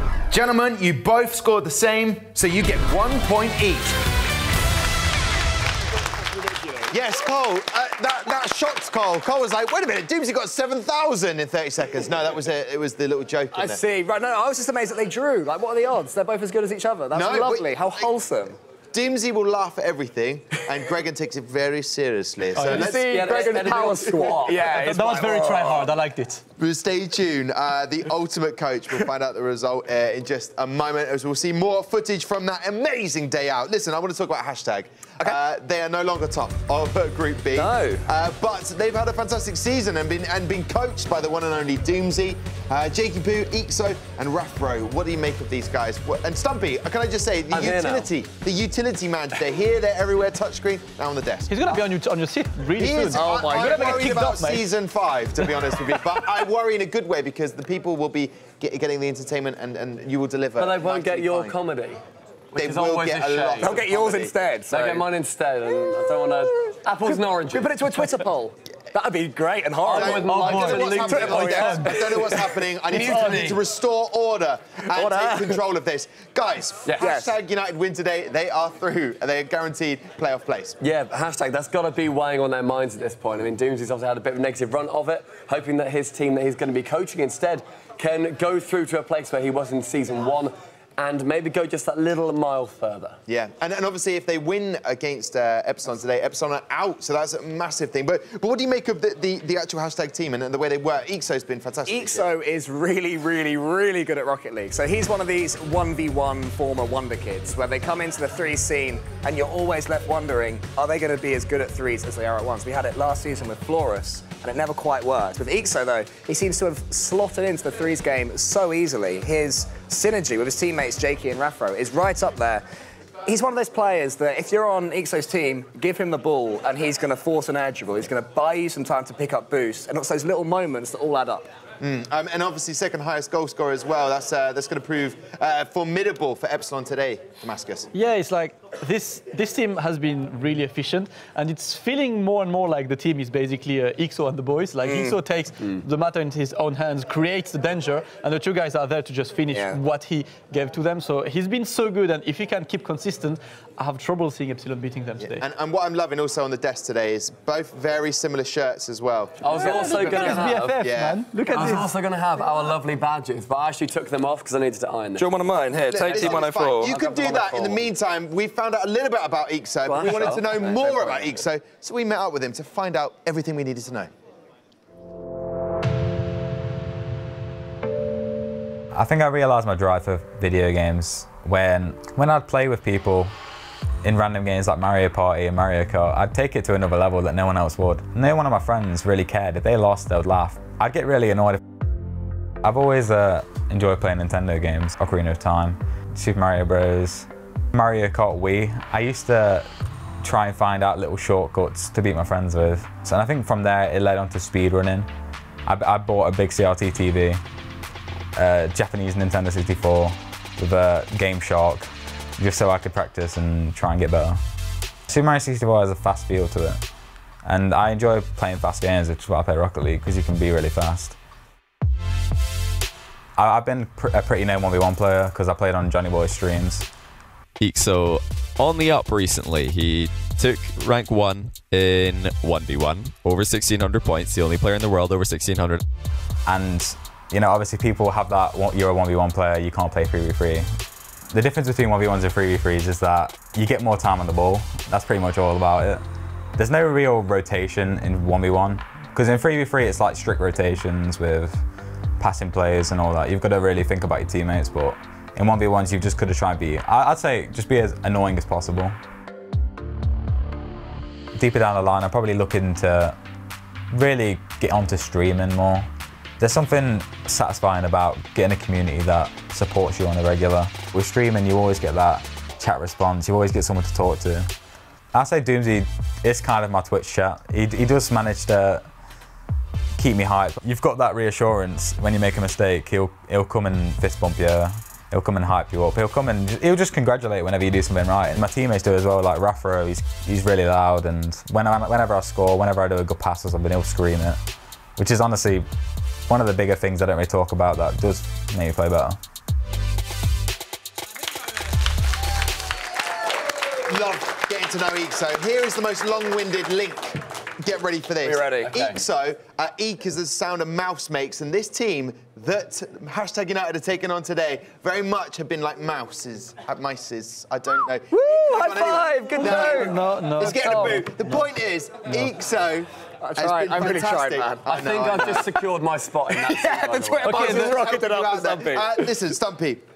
You've got this team coming up today, Epsilon, and they started so strong. They had all that boost, and they have definitely faltered as the competition has continued. I mean, Epsilon, in my opinion, are the most frustrating team in the Gfinity Elite Series by a long way. Week 1, they come out the blocks, they beat Fnatic. I think it was 3-2 in that one. So they show they have the head game, they've got the skill. All 3 players popped off. They sort of took turns being incredible. And then since then, they've just floundered a little bit. They show glimpses of it. They had a reverse sweep in an online tournament week casting against Reason. They've beaten, they beat Secret in the final of that same tournament. So these are 3 players who can beat pretty much anyone. And recently they've just slowed down somewhat. I think a big reason for that is that so much of what they do well comes through Sebadam, because he is their central player, he is their focus player. When he is rotating well and when he's able to control Bilbo, who is just an absolute wild card. Good wild card. I mean, he's brilliant, card, yeah. but equally frustrating when they're 1 goal ahead with 40 seconds left, and you're thinking, right, just see the game away, slow it down, and suddenly Bilbo is off stealing boost when the ball is in his own corner. It's frustrating. They're frustrating. Can you read into the season stats and then pick apart where they've been going wrong, or is it just from watching them play like Bilbo and those moments that you need to kind of keep it tight? They don't. I don't know. I mean, what do you guys make of the stats yourselves? For me, it's more of what you see rather than what we see here. What do you think? Lack of shots, it's gone down each week. Well, yeah, you see lower shots, but that's also, they only got 4 goals in total versus Nordavind. So that's not obviously ideal, regardless. But I think if, like you say, Bilbo can go back to the form where he is the MVP, like he was in week 1. He was voted as one of our MVPs. I think it was Onset, maybe. If he can get back to that point, if he can become that super third man, I think that's where it lies, personally. Okay, Ixo, like a mouse. I liked it, but it needed work. It's all because there's That's the problem. It's live. Listen, guys, we're live. We need to get to our second match immediately. I'm being told we need to get immediately there. So for Epsilon, let's welcome them out with Bilbo, Cheerio, and Sebadam.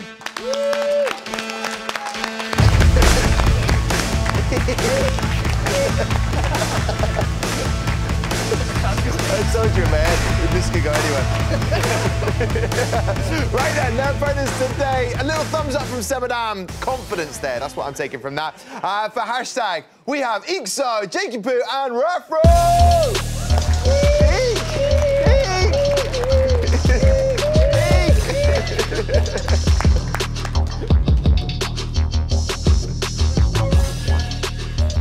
There you go.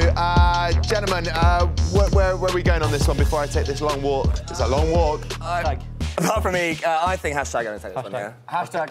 Okay, there you go. Hashtag. Sorry. Here. I mean, hello, mate.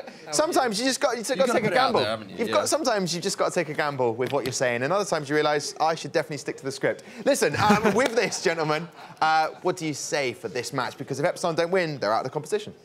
So last match. I think the desk might be right about this one. I fancy Hashtag United's chances also. So it's going to be probably good by Epsilon. I'm kind of seeing a game 5 potentially here because of the fact that Epsilon have their tournament life potentially on the line here. So they're going to have to come out firing. A lot's going to rely on Sebadam though, but Hashtag, I mean, what a turnaround for them in the first couple of seasons that they were here. Now they're top of the table and they've looked so strong. Yeah, and now Ixo getting a sort of behind the scenes is amazing. Yeah, but good, wasn't it? Did you agree with Cole as I leave you with this thought? Bilbo, at times, he's a bit of a wild card.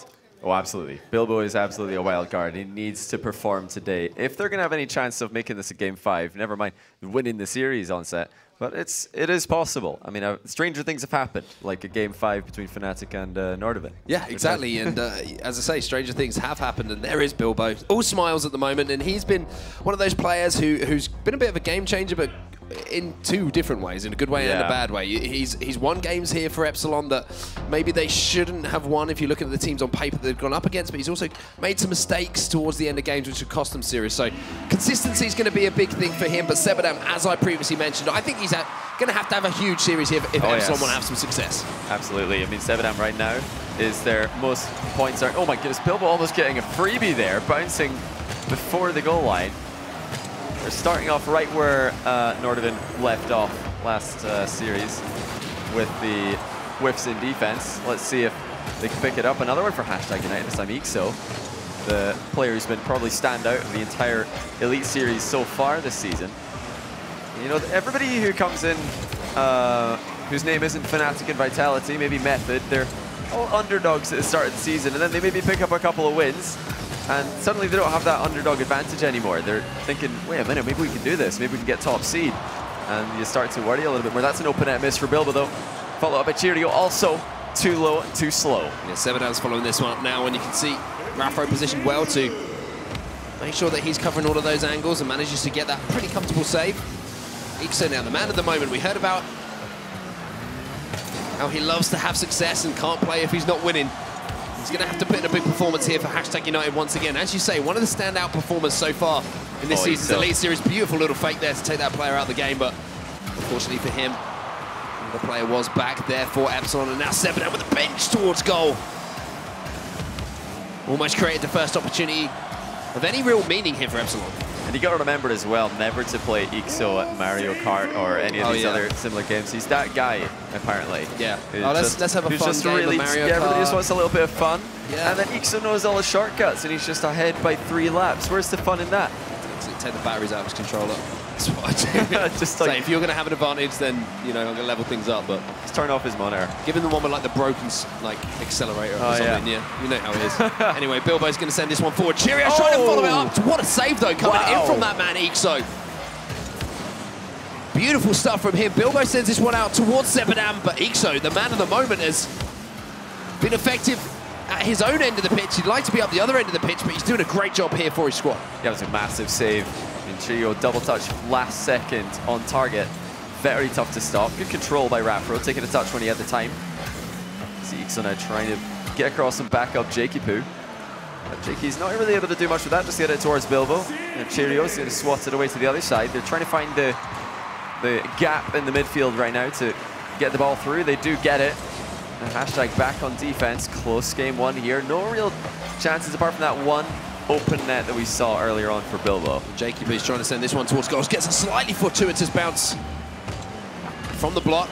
Ixo now with a little bit of time and space. Sebadam's going to close that space down though, and I like that from Sebadam, just being aggressive and trying to put Ixo under a little bit of pressure here. Cheerio takes it over one, trying to get another touch. It's going to fall pretty dangerously here. Bilbo's up, sends it down towards goal, but a save comes in there from Jakey. Good patience by Jakey.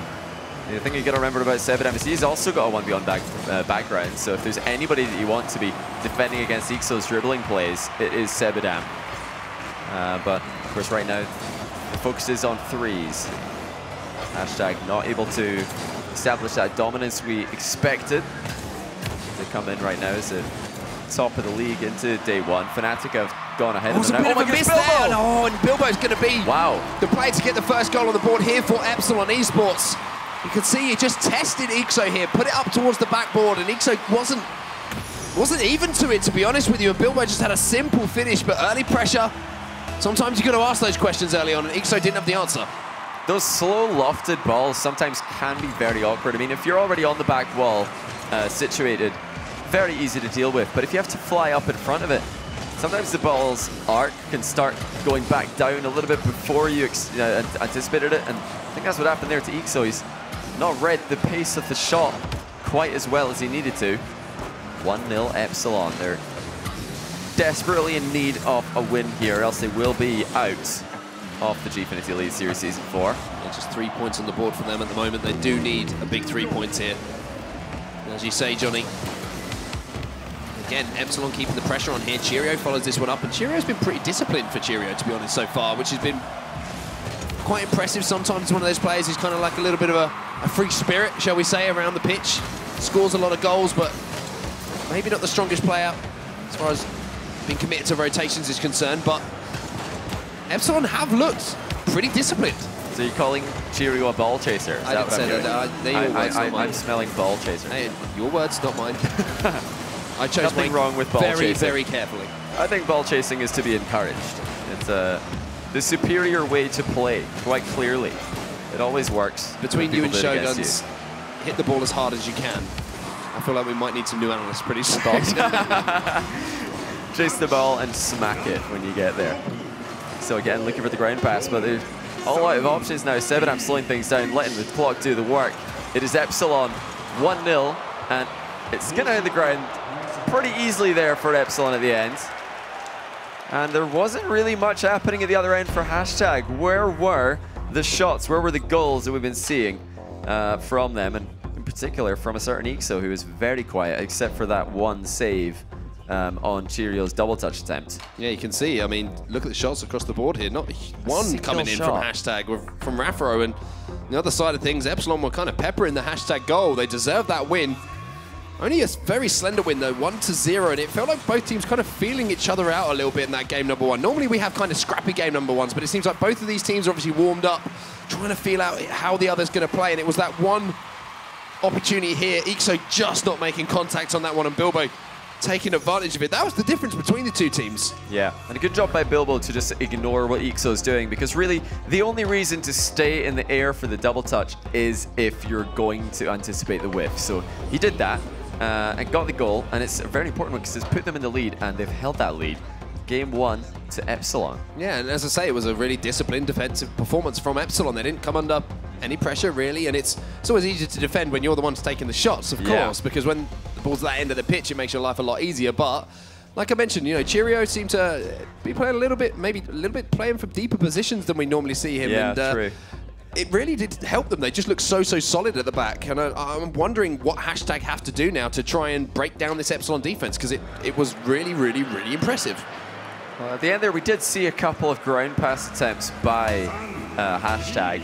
None really materializing into real threatening chances, but it's good to see that their immediate response to going down is not just to start lobbing the ball forward, hit and hope style. They are still trying to hit it towards each other. So there's definitely no time to panic yet for Hashtag. Just need to try and take the chances when they come. They've already equaled up their shot count for that first game there, Johnny. There's the first shot, and hopefully not the only one this time for all Hashtag fans who are here in the audience. Whiff and defense. Shot from Cheerio. Rafro this time with the cleanup duty.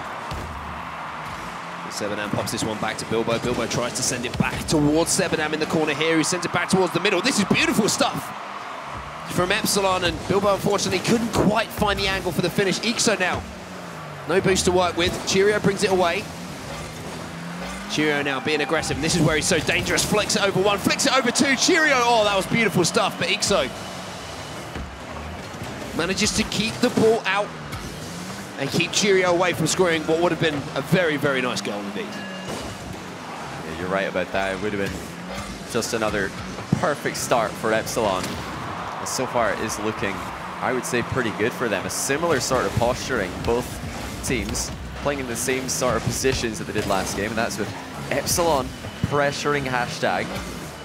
Hashtag not really able to get out safely. There's so many clutch saves and clutch clears being required just to prevent Epsilon from scoring. Now, can they really get out of their own end with a big clear? I think it's time to just smash it, get it out of their own end, give themselves a little bit of a breather, because right now it's just non-stop onslaught from Epsilon, one hit after another into the danger area. Yeah, it really is, and I can't even remember the last time that the ball was actually in the Epsilon half, finally. There might be an opportunity to clear, but look at this, the ball's still straight to in Cheerio. Hashtag United's half. Cheerio now in the corner. Demo comes in from Cheerio as well, so momentary advantage on the pitch. Jakey Poo finally going to take this one down. And I kind of like this from Jakey Poo, to be honest. Just relieves the pressure by taking that ball down onto his hood, making sure that at least Hashtag United have a little bit of possession to, as I say, relieve that pressure, maybe start an attack of their own. Now you're seeing Hashtag start to progress up the pitch. Jakey Poo pushed this one towards the middle, but Sevedan's going to get that long clear. That's an open net right now for Bilbo, and he's put it in. What a shot. Absolutely buries it. Hashtag might have stepped up a bit too far here. They got excited, I think, when they finally they got out of their own half, and they thought maybe this is our turn to take a shot. And no, it's not. That's a great clear by Epsilon, straight towards Bilbo, who's done well. I mean, he placed that exactly where he wanted to. That's an open net now for Hashtag. Ixo's shot is good, and they tie it up. Straight from the kickoff here, Raffro pushed it towards the back wall when Ixo's in position to finish. So with his first goal of the game, the first goal of the series here for Hashtag United as well. Almost a game and a half disappeared in the series already. And that's encouraging for them, although it did come off the kickoff. Shows that they can at least create an opportunity, and when that one opportunity did come along, if you don't have a lot of shots and a lot of chances, you can kind of feel a little bit cold when that first one does come. You feel the extra pressure on making sure that you do finish off that chance, and at least they did manage that. Oh, Sevedan, that is a little bit special. Sevedan from the defensive blind spot. What an angle, though. That is no easy task to put that one in that quickly. He was fairly moving himself across the defense. You can guarantee that whoever was in goal there for Hashtag was just thinking, yeah, let me just clear this ball, no problem. Oh my goodness, that's Sevedan, and that's a goal for Epsilon. Sevedan not done. He's really putting on quite a show here in game two. Hashtag United once again under pressure.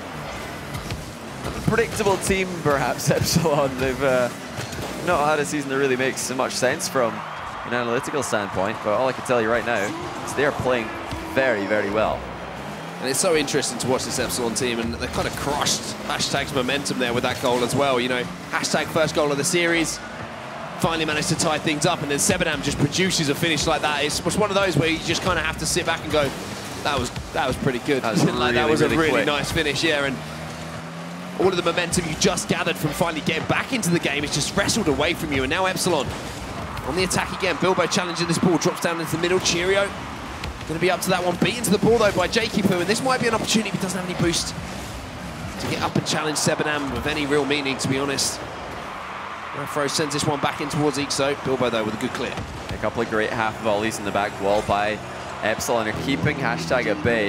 If you look at the difference in quality of clears right now from Epsilon compared to Hashtag for the majority of this series, it's like night and day. Every time Epsilon hit this ball, it's going quite far over multiple Hashtag defenders, and Hashtag try and replicate, and all they can do is really hit it out to whoever's in front of them in a blue car.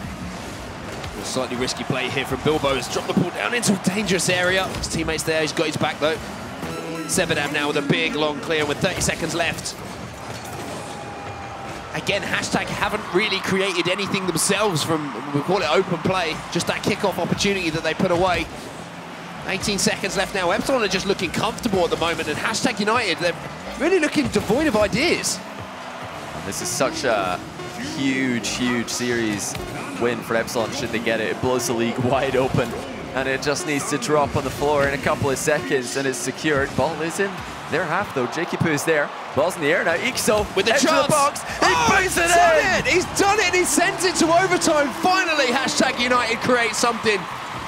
Cheerio with an unfortunate touch back towards Ixo, and that's a great finish. Picks his spot and absolutely nails it. And Jakey Poo is playing a few tricks on Sebedam there in the goal line. Or was it Cheerio? Somebody getting bumped. Hold on a second. Kickoff. Goal almost happening again for Hashtag. A wide open net. Oh my goodness, what's that from Rafro? He's put it so high. He's got another opportunity. Sebedam's there though. I feel like Bilbo might have got a little bit of something on that. Now Bilbo's gone up the other end, and Bilbo with a chance himself. Sebedam. Oh my goodness, on set. And this game and this series has come to life now with that goal. There are so many massive chances for both teams, and it's such a quiet series where there weren't really any clear-cut chances. With minutes and minutes of gameplay, now both teams getting so many in just a matter of seconds in overtime. Bilbo with the mind game, he's Bilbo! won. Oh, we talked about how he could be a game changer, and he almost was there for Epsilon. 46 seconds gone in overtime now, and all of a sudden this game has completely opened up. Great challenging here by Epsilon. They're not giving Hashtag any time on the ball. Cheerio's looking dangerous here as well. Pops that one over. Ixo gets a nice pass out to Jakey Poo, just gets the clear, just clears the lines here for Hashtag United. Cheerio recycles though. The dead ball 50-50 brings it back into Epsilon's control. We're over a minute into overtime now. Things have calmed down a little bit. If Epsilon can steal a goal, this would be massive. Oh, Ixo with another little mistake there, and Sebedam's hanging in the air. Oh my word, anyone there to finish it off? Yes, there are. Bilbo, again. Seems to be in the right place at the right time for Epsilon Esports more often than not, and that is a game-winning goal from him. Sebedam, the creator. Sebedam coming in so slowly. Oh my goodness, it's like a feather dropping, wasn't it? The impending doom for Hashtag United as Sebedam comes in at about 2 miles per hour, but it was fast enough, and if he'd gone any quicker, he would have maybe hit that ball clear. It's like watching a steamroller coming towards you, just that real slow, really kind of impending, you know what's going to happen, but you can't get out of the way of it, but sort you've of already thing. stood in the cement. Yeah, I've been there. But you've been there? No. Hashtag though, wow, they are really up against it now. I need to watch your streams more if that's the kind of content that you're pumping out. But yeah, you said it right at the analyst as well, and Tom were talking about this. Bilbo, if he steps up, Epsilon really do have that additional flair. And it was 2 shots, 2 goals for Ixo that kept Hashtag alive in this, and an explosion of the chances at the start of overtime. That's so unfortunate for Cheerio. He just wants that to stick to the wall, but it kicks off, and Ixo places it well. Good finishing under pressure.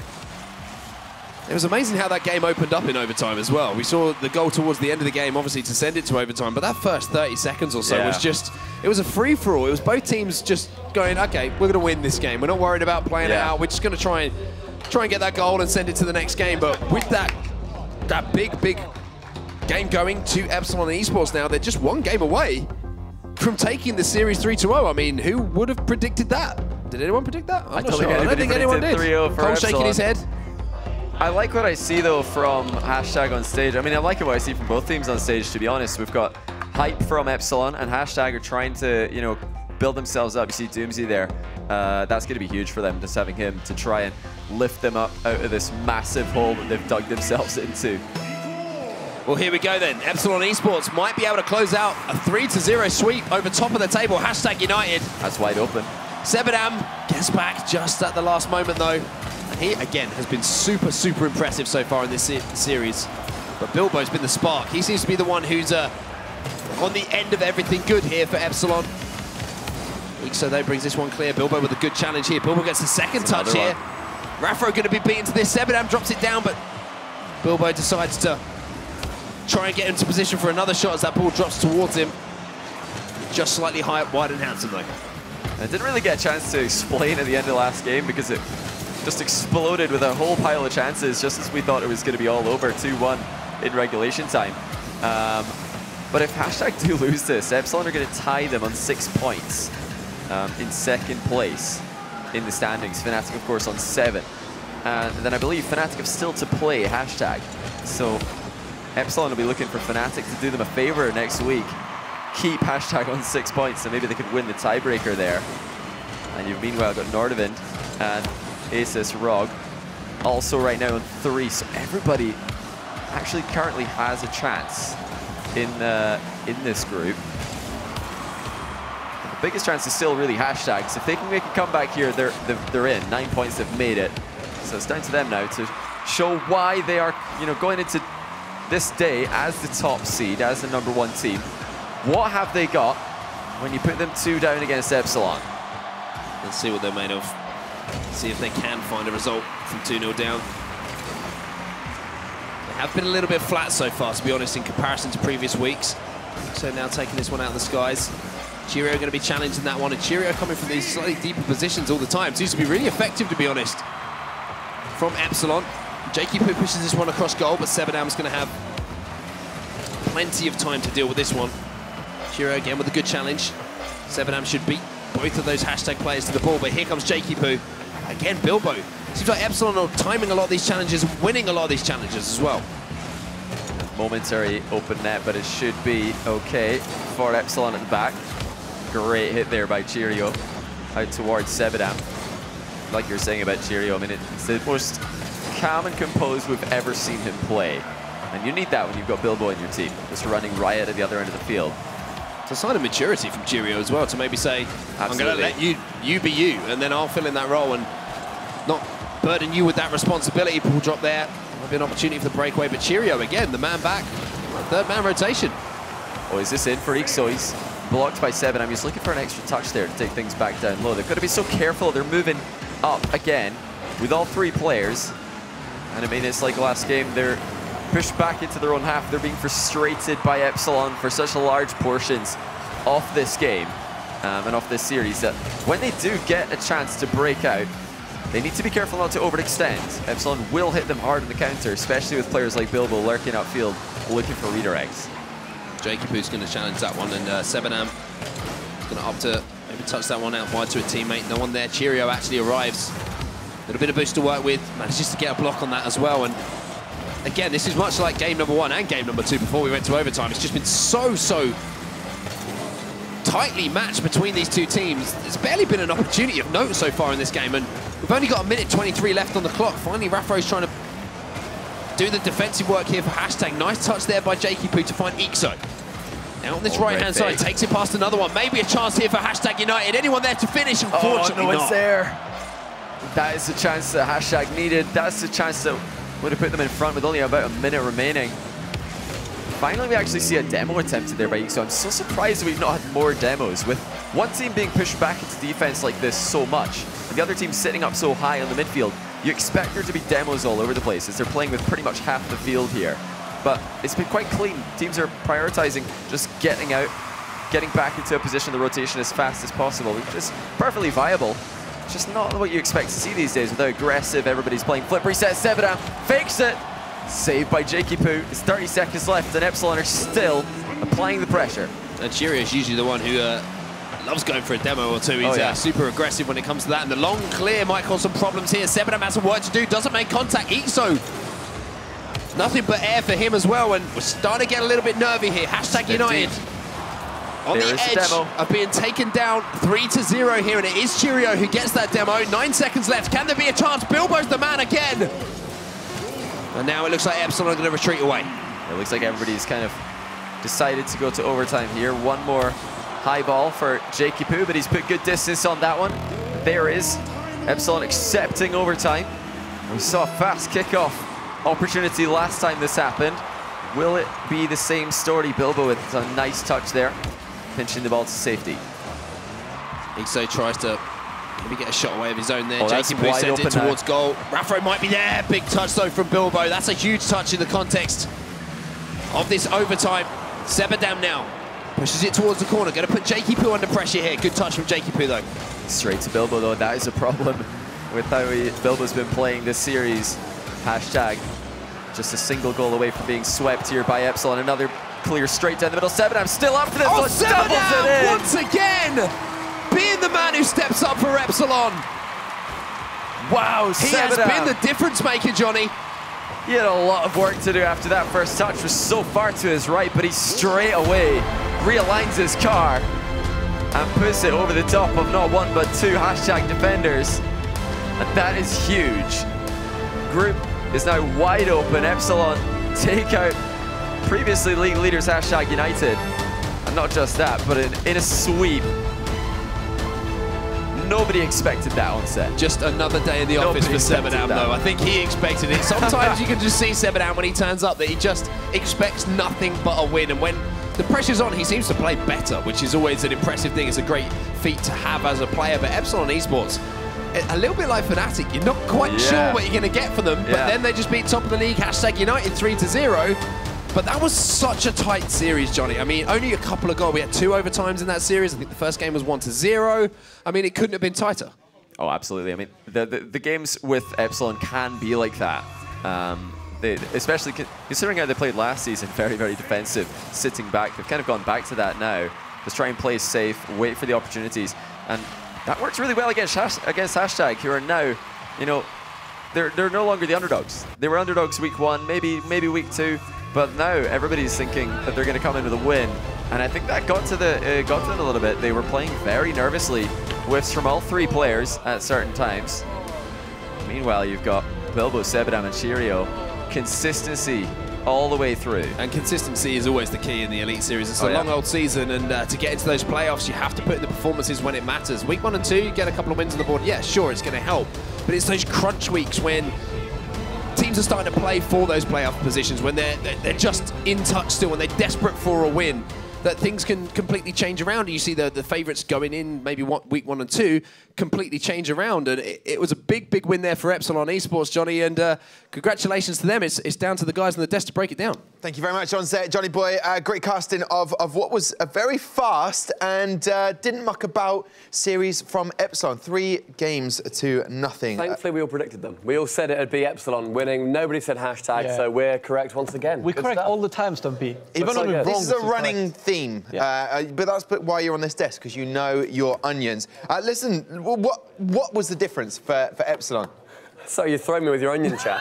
The knowledge, you peel back the knowledge layer by layer, like and that is what you are, Stumpy. 1 minute you're interviewing people, next minute you're up at the touchscreen. You've got the ability to and as people quite rightly say, you cry a lot. So I've seen him delivering pizza, by the way, just saying. I'm a big weeper. Okay. So Epsilon, like you say, what was different? I think they seem to have like everything to play for. They had their backs against the wall, and that seems to be what we've seen in previous seasons. That's where Sebadam tends to do his best work, where he's not got any inhibitions. He thinks, let's really just go out there, let's go crazy. This is our last chance, in theory. Let's make it the best game that we can possibly make it. And hey, it's worked out. Maybe they should just do that since the start. Yeah, it definitely seemed like a team effort. When you look back at the highlights, you'll see a team working as a team. Yeah, that's the thing that we like today. It's like Cole said it earlier, which is Epsilon is a very frustrating team to watch because we know how good they can be, but they tend to like underperform on a regular basis.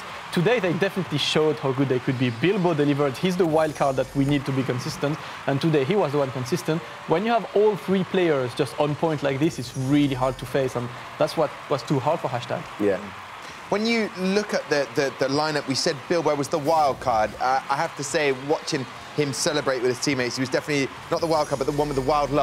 Of love to be giving out hugs and congratulating, commiserating members of the opposition, but they have got the talent there. They just haven't been able to put it all together. And as the master said, they're now a threat again, which I love. I love seeing that they can come back from week 1 to then have another big reprise in this week. Of course, it's really nice to see Bilbo just before the game when they were sort of going back to their computers. We'd obviously all said # at the start.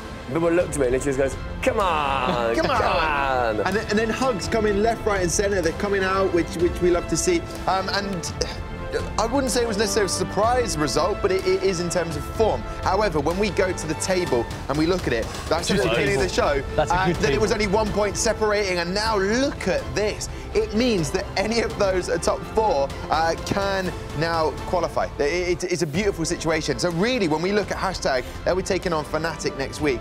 That is such an important game. But it also shows just, like, you see Nordavind on 4 points. You see how important that 1 point is just to get to game 5. Yeah, it's always important to just get as many points as you want. And right now, that's the thing I love. We get a perfect setup for next week and to be on maximum hype and tension for all the games.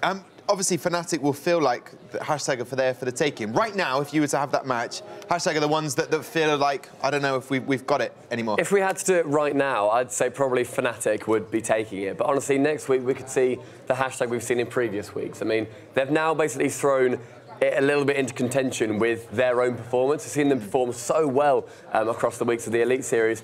Can they come back to that point where they were so on top? Or will it be a case of they start to now falter towards the end of the series? And just to bring everybody up to speed in terms of the fixtures for next week, take a look at this. This is for next week. Fnatic, as we just mentioned there, against #United, and Nordavind versus ASOS Rogue Army. Nordavind will feel like we could potentially have this one. Epsilon, out of their hands. They cannot do anything more because they've played their last game today. Yeah, the destiny is not on their hands right now. They have to rely on everyone else to absolutely destroy the #. It's a horrible place to be. That's a horrible place to be. Yeah. But, you know, that doesn't be cheering. That's what we need. We need more viewers. So far, we found out about you being slightly like an onion, making people cry a little bit, and you've got the knowledge of the onion. Right. But what I like to know, and we all like to know, is what do the audience think of that? And Cole is in the crowd right now. Thank you so much, Tom. Yes, after Stumpy stole Ariel's job, I've now stolen Stumpy's, and I'm here interviewing people. How is everyone in the crowd doing? We all loving it? Woo! That wasn't planned, by the way. That was completely natural. I am here with one person in particular, and that is Rams from Envy. Do you want to introduce what you're doing with the Envy squad this season? Yeah, sure. So I'm being the head coach for the main Rocket League roster this season. Hoping to try and, take us to the playoffs. We've got Vitality next week. We have a bye week this week, so we're not playing, and hopefully it goes well and we can make the playoffs next week. I love that you're still here for the bye week. You just here to soak it all up, or are you maybe watching the teams thinking, how are we going to beat these guys? What can we take from this week into the playoffs and going forward? A bit of both, definitely watching how the XL game goes next. See how XL play against Vitality, see if they exploit anything that we might be able to exploit next week.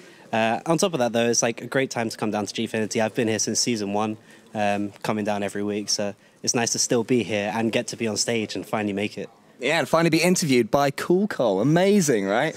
So that performance there, what a run from Epsilon. They started off so well, beating Fnatic, and then eventually they slowed down a little bit. But are they back? Is that a performance from them that makes you fear them just a little bit more going forwards? I mean, coming in before the start of the Elite Series, Epsilon looked really strong, and they kind of showed it in the first week against Fnatic. They kind of slowed down. They're like, in my opinion, they're very much a momentum-based team, so they kind of, if they have a few tough results, they slow down quite significantly. But I mean, that win's going to be huge for them, considering how much form #we're on. So going forward, I can see them making playoffs, honestly. Cool. So finally, Rams, we have got the finals, the quarters, the semis, and the finals on the 9th of December. Hopefully, Envy will be there. But if they're not, are you still going to be coming on down, getting involved in some cheering, making sure that this crowd is as loud as it possibly can be on the final day? Of course. We do that every year. Good man. Yeah, no, there's always so many chances that come in. Are there any that you're particularly looking forward to getting involved with? Any of the sort of, because you're part of the community that's sort of been at the forefront of these chants. So what do you reckon? Yeah, I'm excited for it. It's going to be great. Cool. Right, so, Tom, let's go back to you. So what you got to say? Thank you very much. Cool, Cole. I don't know what that green band on Rams gets you, whether he has to leave the pool now, I do not know. Listen, you saw the result there, # versus Epsilon. The one man who looked very out of sorts was Doomsy. Really did affect him. And obviously, today, we're finding out who is the ultimate coach. So, right, it's time to return to the battle of the coaches. 1 game down, 3 to go. Doomsy versus Gregan. It's time for round 2.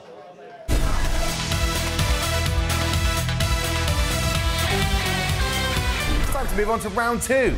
Mastermind. Let's find out how well the coaches know their team. Question 1. Which car does Fairy Peak use? Same as me, Batmobile. Correct. How many Twitter followers does Pashi have? You have to be within 1,000.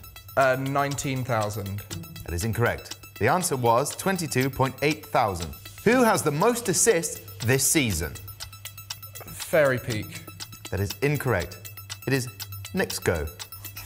So tough. Final question is, how old is Junior? 19. That is correct. Yes! Gregan, you scored a magnificent 2. Doomsy, here are your questions. Which team did you beat in the first game of Season 4? Wait, it'll come to me. 4. Why have I forgot our first game? 3, 2, first 1. The answer is ASOS Rogue Army. Oh my god, all right. How many goals have # scored this season? 21. That is correct. The answer was 21. So I get that one right, but I don't get our first match. That is ridiculous. In week 2, you play Nordavind. What was the score of that game? 3-1 to us. That is correct. What position did you finish in Season 3? We were second to last in our group, but we didn't get out of group. Does that count as an answer? 8th then. The answer was 4th. What? This is ridiculous. Doomsy, you scored a magnificent 2. So at the end of round 2, both coaches have the same score. It's all tied. You couldn't make that up. You were very angry about that last answer, and you were right to be, but it was on my paper and I had to ask the question, and that was the answer. If it wasn't on the paper, it doesn't count. Listen, on set as on the desk, so is Johnny Boy, and so is Stumpy. I would like to talk about Vitality. The man representing it, or the coach for them, is Gregor. So what have you made of this team? Obviously, last season's champs, Vitality. They've been doing all right. They're sort of sitting mid-table at the moment. Maybe you'd expect them to be on top by now, but also they've still got this game obviously next week to go. Yeah, they did have last week without Pashy, which is a huge hit to them. I mean, right now they're already playing with one substitute as their regular third scrub kill is not old enough to play the Gfinity Elite Series. He has to wait one more year. But yeah, they're still definitely in with a shot of making playoffs. Like that's for sure. And they're one of the scariest teams. When you ask other teams who you're afraid of, many people will say Vitality are the team that they're most afraid of. I had a long conversation with Fairy Peak today. I said ça va, he said ça va. So he said to me many things. I picked up on that. It is a kind of new role for Fairy Peak in this team. How have you sort of watched his gameplay and how he sort of filled that role? Because Gregor needs him to exploit that space more. I mean, he's kind of one of those players that we were talking about last season as being the game changer and, you know, one of the best players in the world. But he kind of had a disappointing season in the RLCS and kind of fell off a little bit. And it can make you question your play style and how you want to impact the game against. Like, how can I be as effective in game? And you kind of start doing things maybe you didn't do. Just do what you did before. Just simplify things at this stage. Like, be that player, be that playmaker. Give him boost. Like, let him play with boost and create opportunities for your team, because that's what he does best. Just let him free, and I think it's up to the other two to just let him do that. He's arguably the best 1v1 player, so can that translate for the 3v3? Can it, and how do they get the best out of Fairy Peak? I mean, you're the 1v1 guy here, Johnny. You do. That's all you do nowadays. When you're not stuck in cement being run over by steamrollers, apparently. No, yeah, Fairy Peak is, in my opinion, and in the opinion of most, the best 1v1 player at the moment. And maybe even of all time, because he has such a dominant streak this year. But yeah, you don't get many chances in 3v3 to take the ball down and make a 1v1 play on the ground. But yeah, Fairy Peak, he will do that. I mean, if he does end up 1v1 with somebody and they're facing away from him, he's scoring most of the time. I mean, last week they lost to Method. There was no Pashy. How important is it for him to be back into this lineup this week? Well, super important. You know, he's one of the fundamental cogs of this Vitality team that makes them tick, and he's one of those players that allows Fairy Peak to do what he does as well. He's happy to take the responsibility on his shoulders of maybe playing that third man role and kind of sitting back a little bit more. And to have him, I think, is going to also, you know, give a little bit more confidence across the board, because, as I say, like, sorry to keep harping on about Fairy Peak, but, you know, those two work well together, and Fairy Peak will be a better player with Pashy back alongside him. Bomb. A bit of French there. Good. Listen, their opponents today, Excel, they need the win. Otherwise, they are out of the Elite Series for Season 4. I know. Scary stuff. A gosh and a sort of exhale there. Breezy. Now it's good. Pondex, talk to me about this lineup. Why it maybe hasn't quite worked for them. Well, I went backstage earlier and I saw them and their coach, Woody. They're all talking, obviously playing Vitality at the time. Did he say, there's a snake in my boots? No, he didn't, because he's not animated. OK. So what actually happened was he ended up saying he was giving them tough love. And, come on, guys, hold it together. That'd be weird, wouldn't it? Fucking hell. God. No, yeah, so he said he was giving them tough love. So he was saying, OK, you're not doing very well. You're bad, you're bad. Do this, do this. Okay. So before he was being very nice, Woody, a very, very nice character, if anyone knows him. Not from Toy Story, of course. Don't know where he's from in the UK. So there's a new buzz about him. I was going to ask if he wrote his own name on his foot. Listen, so the coach has taken on a new role. Tough love for this guy. This is the first time we've seen this lineup playing together. Do you think this could potentially be what they're missing and the kind of the secret? Well, you know, they didn't just throw this lineup together to see what would happen. You know, I've heard that they've been doing pretty well with this lineup in practice and online, so they're just going to give it a go here and see if that translates to the stage environment. Sometimes it does, sometimes it doesn't. We'll just have to wait and see. Yeah. Now, if this is a 5-game series, other teams gets a point here. Now, XL cannot let that happen. Do you think they have to go in with a more of aggressive play style? It's kind of one of those where it's difficult for them to judge. I mean, ideally, yeah, you want to come out of the gates hot, but then if you find yourself down by a game, then you're playing the chasing game, and then you start worrying. So it's kind of like, it's really difficult to judge how to come out in game number 1. I think the best way for them to play is aggressive, you know, try and get Pondex into positions to fire some shots away, because he's been really good with his conversion rate this year. So maybe you kind of got to feel game number 1 out. The last thing you want to do is lose game number 1, but at the same time, you've got to win it. So it's like, it's really tough for them to kind of judge how they should play this game. Do you think they're winning if they don't play their best against Vitality? I don't Probably think not. they are. No, I'd agree. They They need to play their best or above what we've seen and so I far. can tell you, XL look best when they're in offense attacking. There's no better time to do it, to be fair, than now. When they're going to be out, you may as well just give it your all. Well, Niels Cook has been in the game from the beginning for this team.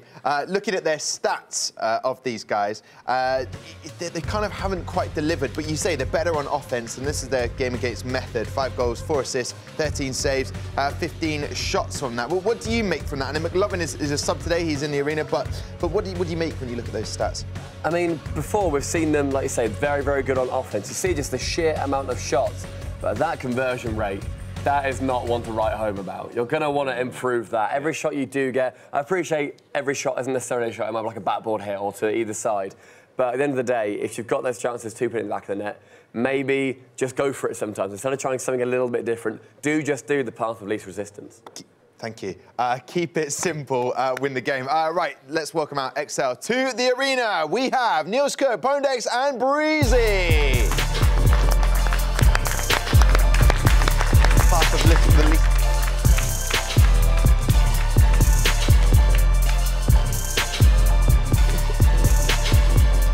Wow, the little turnaround there. Lovely spin and turn from Pondex there.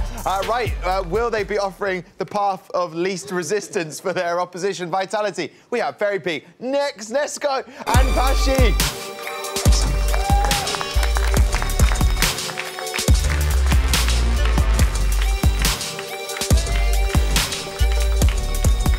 I was too busy laughing, and next I did not pronounce your name properly. I do apologise. Thank you for that. There we go. Right there, gentlemen, what do you make for this? Vitality taking on XL. Can XL do this? I think you just have to give it to Vitality, don't you? They've got Pashi back, and XL just haven't found their feet this season. They're playing with a brand new roster. I have to just give it to Vitality today, don't I? They're doing well online at the moment, though. Yeah, true. I'm so torn because I'm 100%. I am. Thank you, Fnatic, by the way. Still 100%. No, but I'm going XL. I'm going XL. I'll go XL. I'll put it on the line. I'll put it on the line. The crowd is not so keen on that, but they will be. So the underdogs are XL here. Do you think they can do it? Damascus? Listen, the perfect thing is Onset said XL, and I never want to agree with him, so Vitality. Well, he had the 100% record. Cole, what do you see? I mean, I always want to agree with Damascus, so I'm going to go Vitality as well. I think it's a bold claim to say that XL are going to take this one. I think that Vitality should have this fairly simply, but who knows? Breezy is an unknown quantity. Maybe he's going to absolutely pop off. And it was quite cool to see Pondex doing a rotation just as he sort of stood in his position. Was it a proper, like, pirouette? It was a full-on, like I'm doing right now. See it a bit? Nice. What an exit. We've got to match that. We could spin, but we've got wires everywhere. If I do that, I'm going to be tangled. Complete nightmare, yeah. Okay, so here we go. XL versus Vitality. Damascus, I mean, Onset believes that XL can take this. Yeah. Any chance? He's been 100% wrong anyway, so we can't just keep going. But 100% is real. Fnatic did win in the end, don't forget, Damascus. It can happen. It can be correct at times. That is true. But to be honest, I mean, let's be real, right? That roster has talent. Niels Cook, extremely experienced. Pondex, been playing with him for a while, experienced player. Breezy is the wild card, and it's what we say every single time we have a new player coming in this kind of roster is, how is he going to deliver? If he can do it, the team can very much do it. But they have to face Vitality, who's coming better and better every single week. Yeah, Fairy Peak coming into some form at the moment as well. And when he's playing well, he's almost impossible to come up against. Pashy gets one to the backboard. Here's the new man, Breezy. Good early touch from him. Be nice. Just to get as much of the ball as he can in these opening few seconds. Try and get used to this stage. Try and get used to these teammates as well, because, I mean, they've been accused of double committing quite a lot, Excel, and as soon as you do that, things can get really tough for you. But there's an early chance for Fairy Peak. I said he was playing well, and what a finish from him. That's a great way to start the series. Nexo to Fairy Peak. That's something you will see a lot in this series. And Fairy Peak always with the perfect angles. First goal for Vitality, just setting the pace on this series. I mean, Red Vitality sitting mid-table at the moment, 1 win and 1 loss. But that 1 loss they had was with Junior instead of Pashy, which Junior's a fantastic player, but Pashy and Fairy Peak have been playing together for so long that that's obviously always going to be a big loss. So I'm not sure you can take really too much from that loss that they had long term. Now they've got their full Gfinity Elite Series roster, and Nexo has just looked incredible so far going forward this season. Nexo has played way too well with the Vitality so far, always delivering, always playing great every single week, and he's looking to do the same. It's going to be the pass for Breezy now.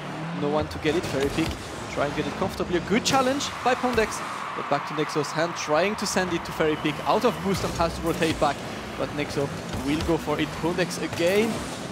Good to get it away, back to Fairy Peak, straight to Pashy. They're trying to just get that passing play straight away.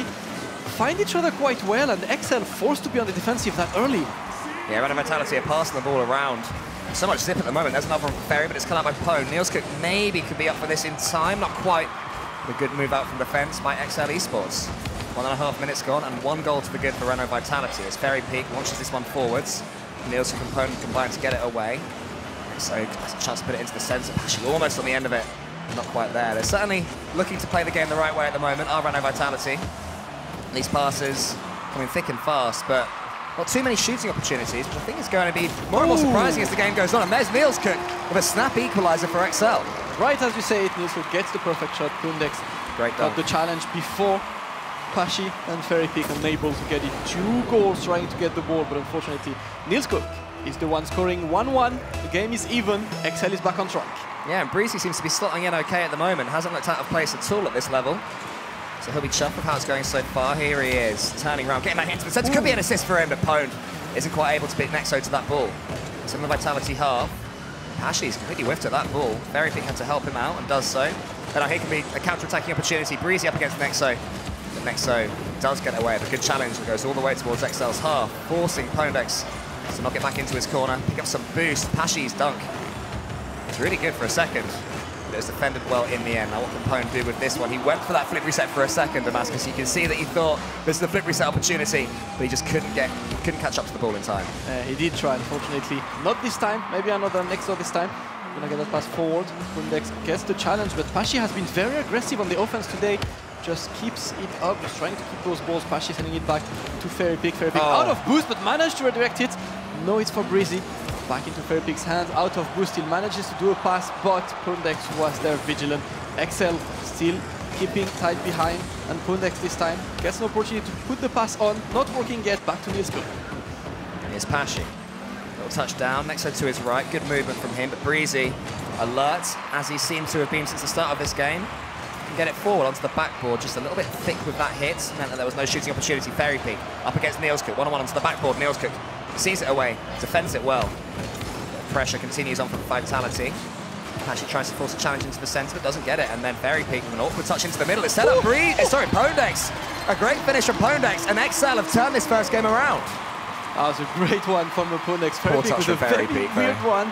That touch transformed into a beautiful pass for Pondex, who just couldn't be asked twice and had to finish. And Onset is there already celebrating about XL getting 1 goal up in game 1. Like, this is all you need to win a series in Rocket League. Blow the whistle, Ref. It's done, right? It's done. That's this series over with. XL have won it, right?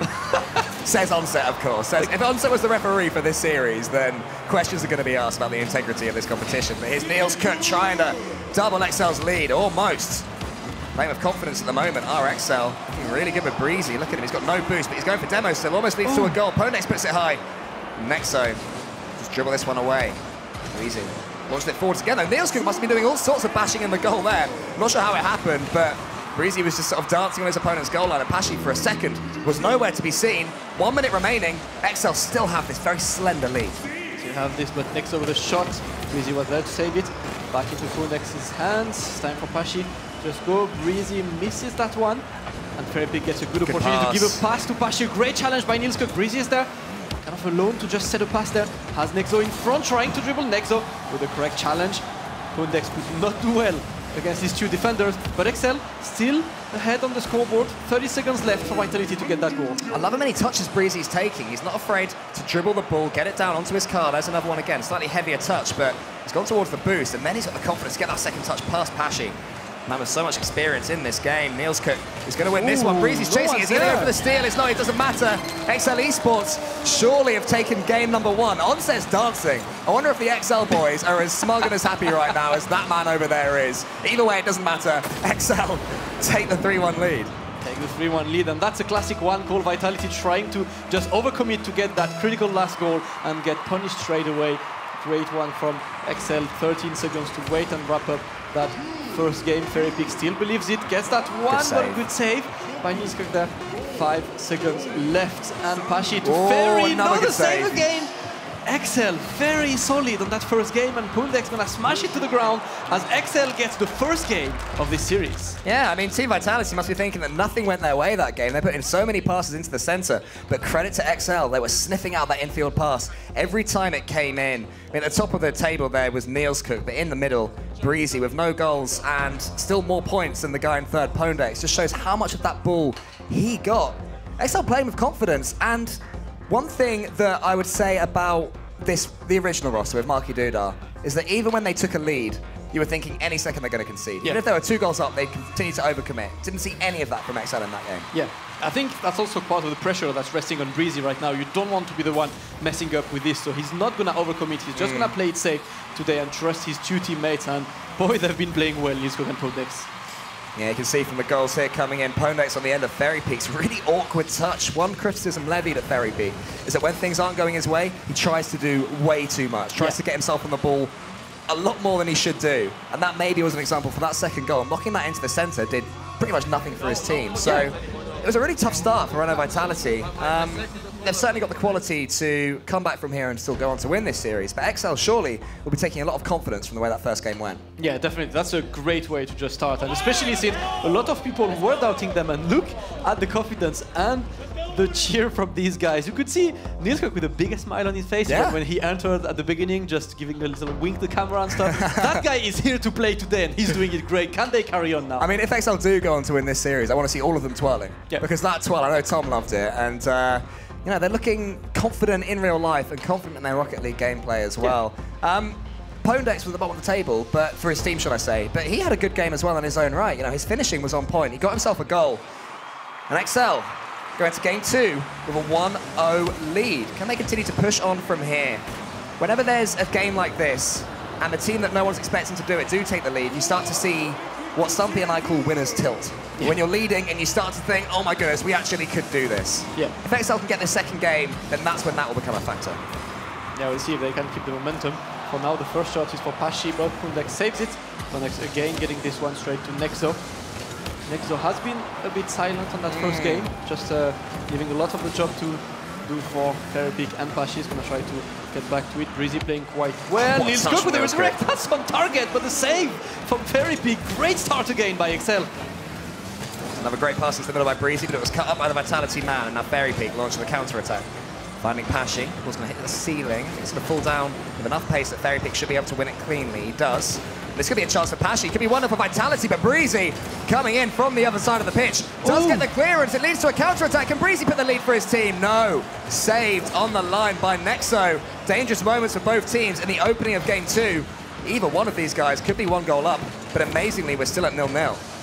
Yeah, very dangerous on both sides, but still no goal scored. Pundex whips and Ferry Peak hits the crossbar. Can Pashi finish it? He's coming this way, but Nilskog gets the clear before. Still safe for XL. Pundex gonna be the next to set an offense there. Nexo with the challenge. Can Breezy redirect it? No, feels backflip man.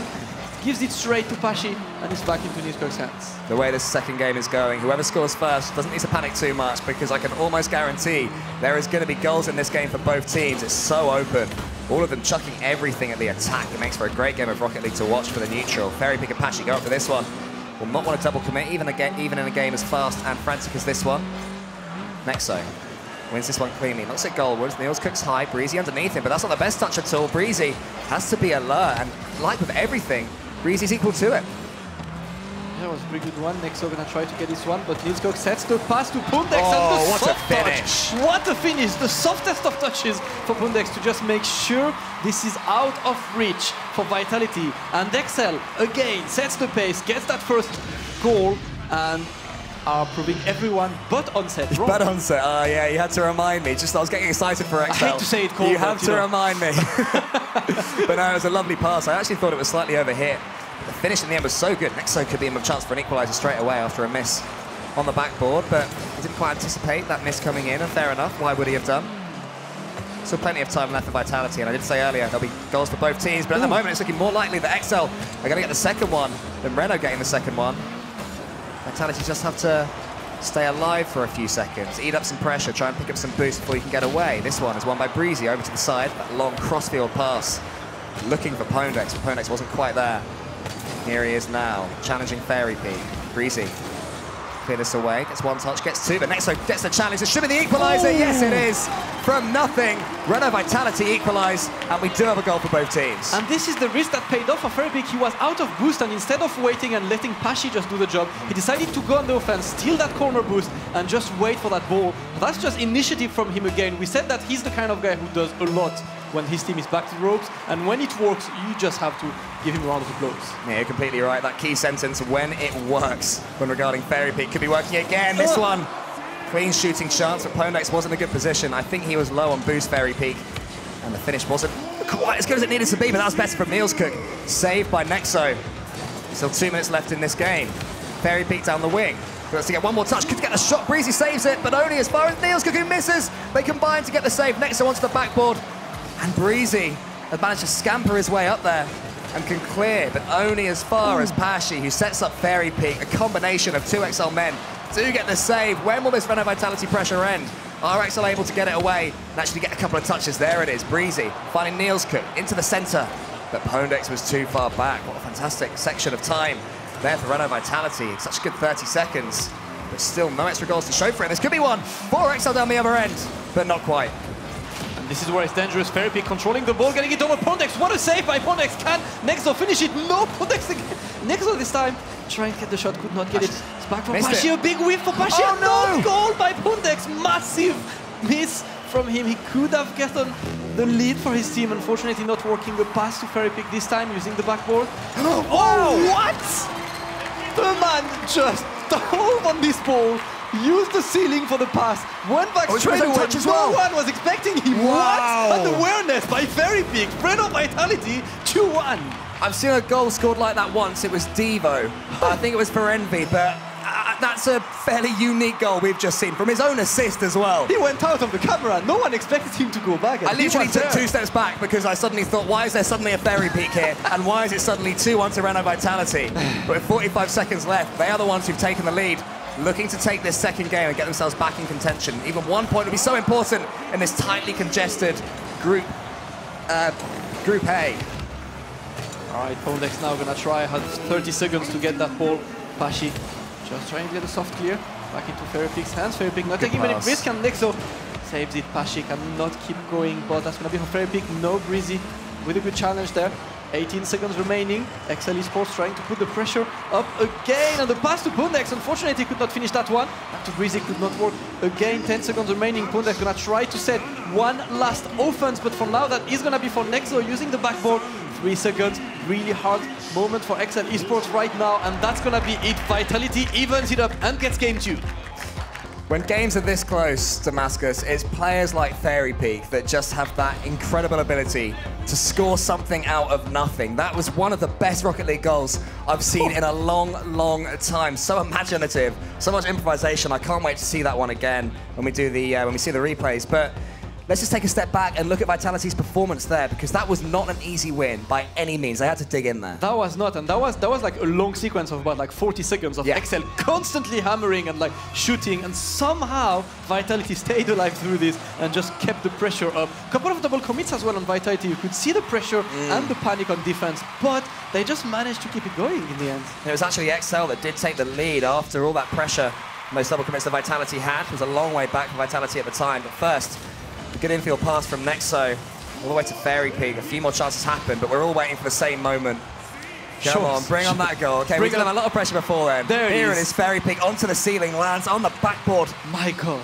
And look how hard, he didn't even roll that ball in. He connected with it with so much power. Even if there was a goalkeeper, it still would have gone in. Yeah. That is just, it's quality. That's amazing. It's quality. You could see that's what he planned all along. He was just there and ready. And everyone forgot him because that's usually what happens, right? Course, yeah. You just pass and then rotate back. He passed and was in a perfect position to shoot while everyone was looking for, oh, where's Pashi? Where's Nexo? Oh, very big step. Well, sorry, we lost.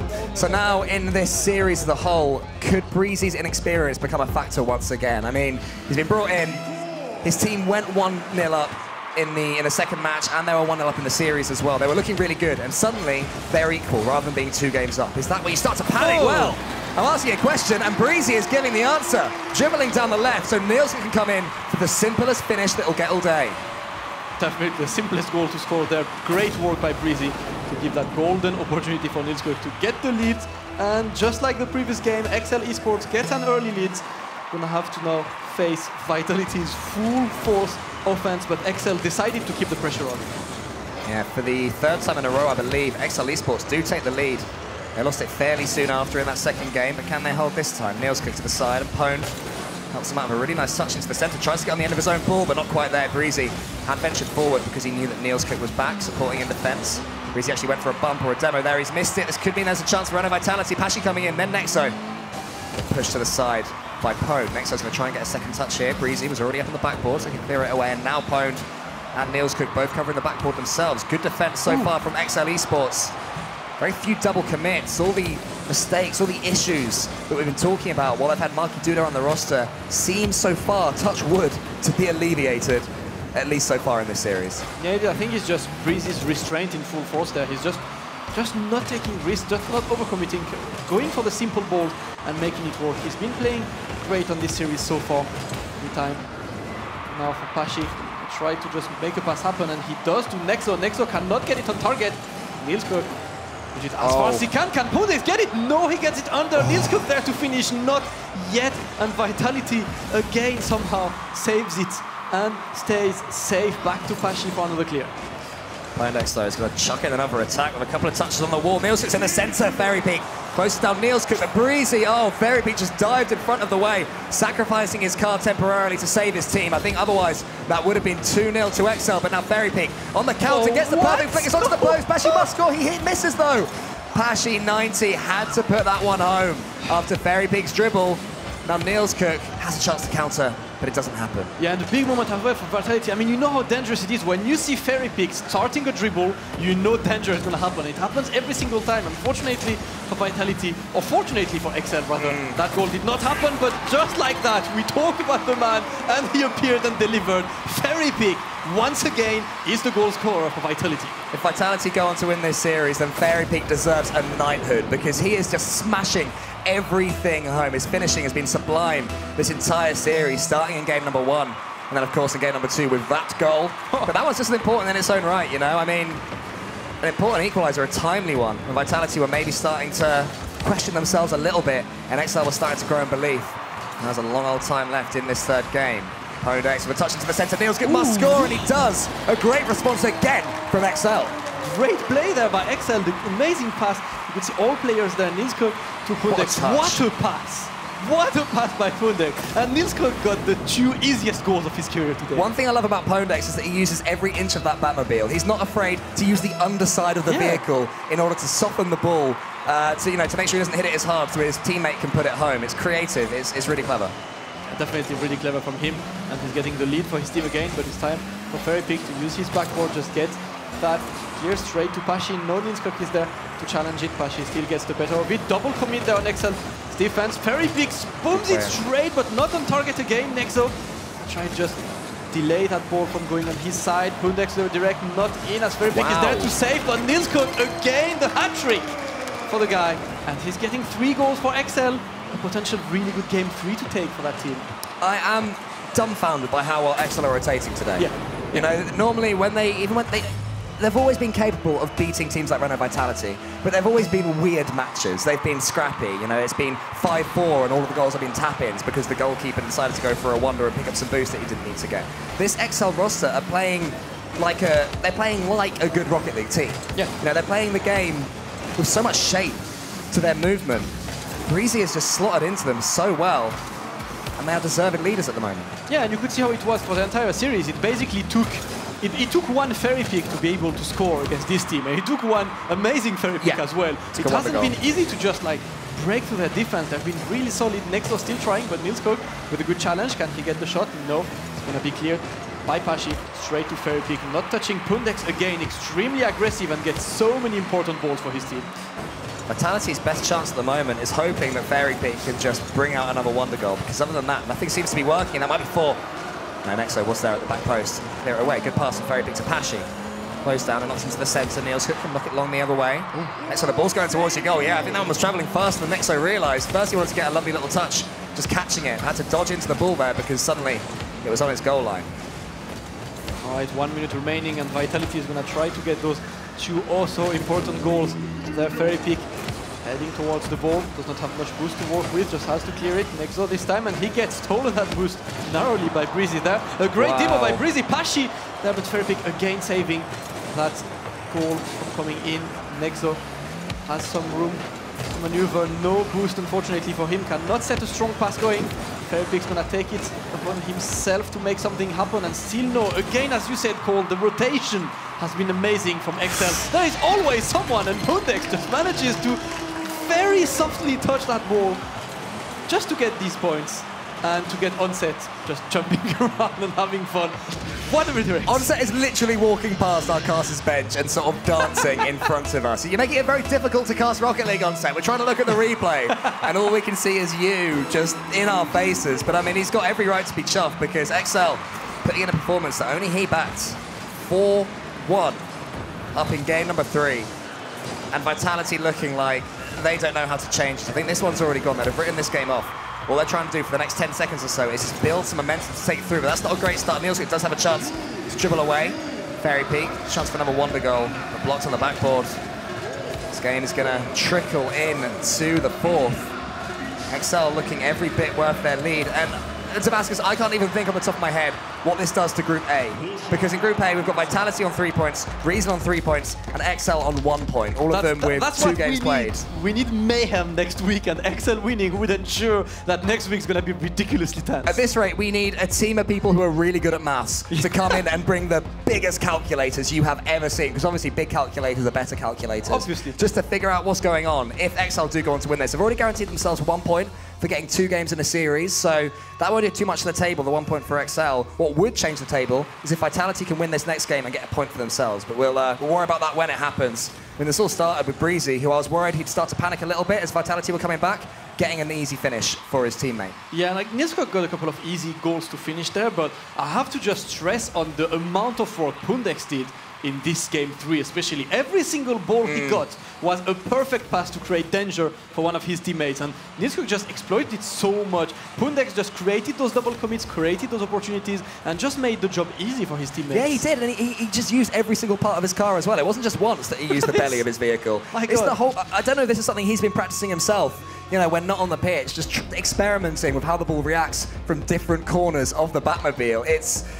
really sort of impressive. I've not seen someone use a vehicle in that way. Normally you're always going for the front of the car to get most power, or the corner of it. Occasionally with your wheels to slow the ball down. But he seems to have every inch of this vehicle mapped out and, you know, plays with it in creative ways. Yeah, he's using every single inch of that Batmobile to his way. And we're talking about mathematicians. That's what we need. We just need to get that angle calculation. If you got a PhD in math, join Gfinity, please, and help us calculate this, because it's been pretty hard. We've got Method V Reason still to come, but this game far from over. Renault Vitality trying to come back against XL. I mean, Damascus, from what you've seen so far, Fairy Peak is obviously the key player for Renault Vitality today. He is at the end of everything they're doing well.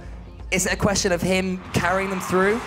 Or did Nexo, who we've seen perform, and Pashi, who was away last week, have to step up? I mean, Pashi is doing his usual job as, you know, the one helping his 2 teammates. Nexo is the one a bit silent, today, so he's leaving a lot to do for Ferry. We've seen Nexo doing so much amazing stuff on the previous weeks that today seeing him that silence a bit unusual forces Ferry Peak to just take it into his own hands and take a bit more risk. And we know you can't trust Ferry Peak to do this, but you definitely need all 3 guys on your team to be on it, and for now, they definitely have to step up because Excel is just looking in the zone. Well, 35 goalless seconds have gone in this 4th game. Both teams have had a little bit of pressure, but nothing really to write home about. Pone coming in from the side there when Ferry Peak must have thought he'd have that one cleanly. Pashi listens to the corner, but there's no one there. Nexo was all the way back, picking up boost on his own, and Ferry Peak rotating back too. So breakdown and attack there, and once again, a nice pass into the center, but just read so easily by XL Esports. I want to see Vitality go for some more of these solo plays, because XL definitely have their number when Vitality try and make infield passes. When Ferry Peak gonna get a nice touch, but Nilskog manages to save it, and Breezy is there behind to secure it. Pashi, unfortunately, ball bounces on Ferry Peak, rotating back, and a good opportunity, but Nexo is there to just get the clear. Ferry Peak again, try to play by himself, not working yet. Breezy has been very solid on defense call. His challenges have been very smart today. Yeah, he's been really impressive. I can't wait to hear what the boys on the desk have to say about his performance so far, because, you know, at first it was a case of making sure he didn't stand out in a negative way. Now he's standing out in a positive way. You know, he is everywhere his team needs him to be so far. Yeah, has been playing really well. Has to face Nexo right now. Nexo to Ferry Peak, and again the guy himself is there. Breezy cutting every single pass attempt. Breezy again is there. Ferry Peak this time sends it to Pashi, challenged by Nilskog and Pundex. Able to get that clear again. Nilskog with a shot opportunity, not enough boost for him to make it happen. Breezy is gonna try to get it a bit too late for him. And we're settling down on that orange side. XL Esports trying to put the pressure in to get that goal. Can Breezy do it? Breezy hits it, not on target. Pashi not with the best of clears there, but Nilskog was rotating back. We wondered about Breezy's confidence, and after he missed the ball earlier on, he just stayed up, picked up some boost, and did a really aggressive half rotation. He is not here to be carried by his teammates. He wants to get on the end of some shots, get some goals for himself. That touch from Pwned may not find Nilskog. Actually, it has. Ferry Peak decided to block the incoming shot rather than go for the ball itself, and then Breezy misses. Should be rotating back himself now. It's Pwned and Nilskog. Got some defending to do. Actually, he's got into the center. There he goes again. Breezy, yeah. Coming more and more into this game in an attacking sense. As the play goes on, I hope that he's communicating with his teammates, making sure they know he's going to be doing that, or it could lead to issues. He's hovering around again. Here he goes for a shot, but he's missed it. Not quite. Nilskog's finish. Didn't have the right angle for it. And it's an easy save. The pressure is still on Nexo this time. Whiffs it again. Nexo on the double commit by Ferry Peak and Pashi. The panic going on that defense. Pundex unfortunately unable to get the perfect angle for that redirect, and Nilskog gonna use the backboard. Ferry Peak was there, and Vigilant and the two teams still neutralizing each other. 0-0 after more than 3 minutes game. Still a very balanced game, this one, and Vitality is afraid of taking too many risks and giving an opportunity to excel. Oh man, not afraid of risks. It's Breezy. He takes one touch, takes another. Well, sets up Nilskog after a clearance. But the angle wasn't quite there, and Nilskog couldn't put home. XL just hinting that they are the ones that are going to take this first goal. With only 1 minute and 20 seconds left in the 4th game, the importance of this first one is becoming more and more increased. Pwned in the corner. He's going to take a touch and get some boost. Now, what can you do with this one? You can launch an air dribble. He gets one touch, it's a little bit heavy, so Nexo can clear it to the side. Breezy had read that clearance all the way. Nilskog's high, and Nilskog misses. Now Vitality's turn to come forward. A flick on from Pashi. Ferry Peak called into action, gets the dunk, a bit of ping pong, or pinball, should I say. Ball could have got anywhere, but it's not too dangerous until that hits the centre, but Breezy clears it away. Ferry Peak's underneath this one. Nilskog's just going to wait all this way for it to come. Slow progression at the moment from both these teams. I think they've got a little bit safe. And at the moment, both teams are playing like they're anticipating this OT coming up. Yeah, definitely. I mean, there is an OT. We're basically in overtime mode right now. The next goal may very much you're right. That's win it. Call, but Breezy this time gonna get that one to Nilskog. Nilskog cannot reject it on target. Good pass. Nilskog with a great pass to Pundex, and Pundex scores 27 seconds remaining, and XL may have validated their win for the day over Vitality. What a performance! Slow defending from Renault Vitality. Nexo was just trapped on his goal line. Didn't see the pass coming. Nilskog put it on an absolute plate for Pundex. XL Esports, no one believed in them. Absolutely no one said they would win. I'm looking at Onset. Yeah, I know you did, Onset. I know you did. I'm kidding. 20 seconds left. Renault Vitality, what can you offer in response? We're going to have to chuck everything forward here. They need the man who's just hit the ball to pull out a blinder, one would think. Here he is, Ferry Peak. The touch, but it's just so high. Nothing for any of his teammates to even get a sniff at. Pashy's missed out on that one to Breezy. 4 seconds left. XL Esports think they've got this win. They're passing it around the Red Vitality half, and the ball is going to hit the floor. And XL Esports, with an incredible performance, are going to take a 3-1 lead. What a play against all odds, Cole. Against all odds, XL, who was the team who were wondering when would they go back to how good they used to be. It's a team that we expect so much from, and today they've played so well. Nilskog so confident, Pundex an amazing passer, but Breezy as well. What a performance on defense. Yes. He's been the one completely shutting down every single pass attempt from Vitality, to the point that every goal was a solo play from Ferribig. Yeah, exactly, that's completely it. They didn't have any team play really, because every time they tried to make a pass, one of the XL players was in their faces. The rotations were so solid. The individual plays were there as well. I mean, man of the match for me is a toss-up between Breezy, but mainly because, you know, he's new to the team and he's performed above and beyond what people were expecting. But also Pondex for those creative touches that just, every time he'd make one, Vitality would suddenly have to turn around 360 degrees, which obviously in a car is tough, you can't move sideways, and try and recover their rotations. He just made it tough for the Vitality players to play Rocket League. Yeah, it was such a tense game as well in this last game. You could see both teams not willing to overcommit and get to concede early goals there, and they just kept it straight for so long until that pass from Nilskog to Pundex happens. Last second goal from them, and you could see how much it meant for them. This means they are still alive and on the race to reach the Gfinity Elite Series playoff. What a day. And they also didn't concede 2 games, which means that Vitality don't get that precious point, keeps them at only 3, actually puts XL over Vitality in the table. So a huge result for XL and a huge performance as well. Huge performance for them, definitely. They've been playing really well today, and you could see, I mean, it's good to see this kind of team just getting back on track. We've seen that with Epsilon today, we're seeing that with XL as well. It feels like this is the day, and on that group, Vitality just goes down to 4th with the 3 points, and XL Esports just overtakes them in the rankings. That's going to be a really hard one. So XL Esports take the 3-1 win. Let's go over to the new Ariel Stumpy, who's talking to them. Thank you very much, Cole. I appreciate that. Again, I'm Stumpy, not Ariel. Let's keep that nice and clear. Guys, well done. You beat Vitality. That now means you're above them in the table. You were bottom, and now you're sitting a very happy 3rd. How does that feel, Niels? It feels great. It was necessary, so I'm happy we did it, yeah. Did you guys expect to win it at all, Pwned, or even within the 5? I mean, yeah, I said to Joel that we were going to win 3-1, so... Okay, so you're doing the predictions for the rest of the week. You're doing better now than I'm pretty sure anybody on the desk. So well done with that one. How does it feel? Obviously, this is your 2nd appearance, Breezy. Cole was saying that he would nominate you as man of the match. Do you think you played particularly well that game? I think I played well, but these 2 carried me completely. So, okay, no, you don't agree? No, I think Breezy played really solid, like just what me and Pwned need, like someone who makes almost no mistakes, basically, throughout the whole series. So, yeah, I mean, might have not gained the most points, but definitely MVP for me. Yeah, I think since that change of Rocket League, obviously not showing all the small points, it's harder to tell who was the most, like, everywhere on the pitch. Of course, I have to mention, Marky not here. You guys have been playing with him a lot on online tournaments. I've seen you compete in the Renegade Cup. Do you think Breezy is going to be a regular stand-in, or is it just to test out how he played on LAN? Well, for next week, Breezy will be here again for sure. But it's not to say that we didn't play well with Mark, of course. I don't want to say like that. So Mark is not out the team, we can confirm that? No, that's not, no. Okay, fantastic. Thanks so much, guys. Congratulations on your win. 3rd place XL now, back down to Tom, where they are probably going to be wrong again. You're very wrong in that estimation, because there's one man on this desk who I'm never had the wrong. bravery. Never doubt my predictions. I'm a genius. I'm a prophet.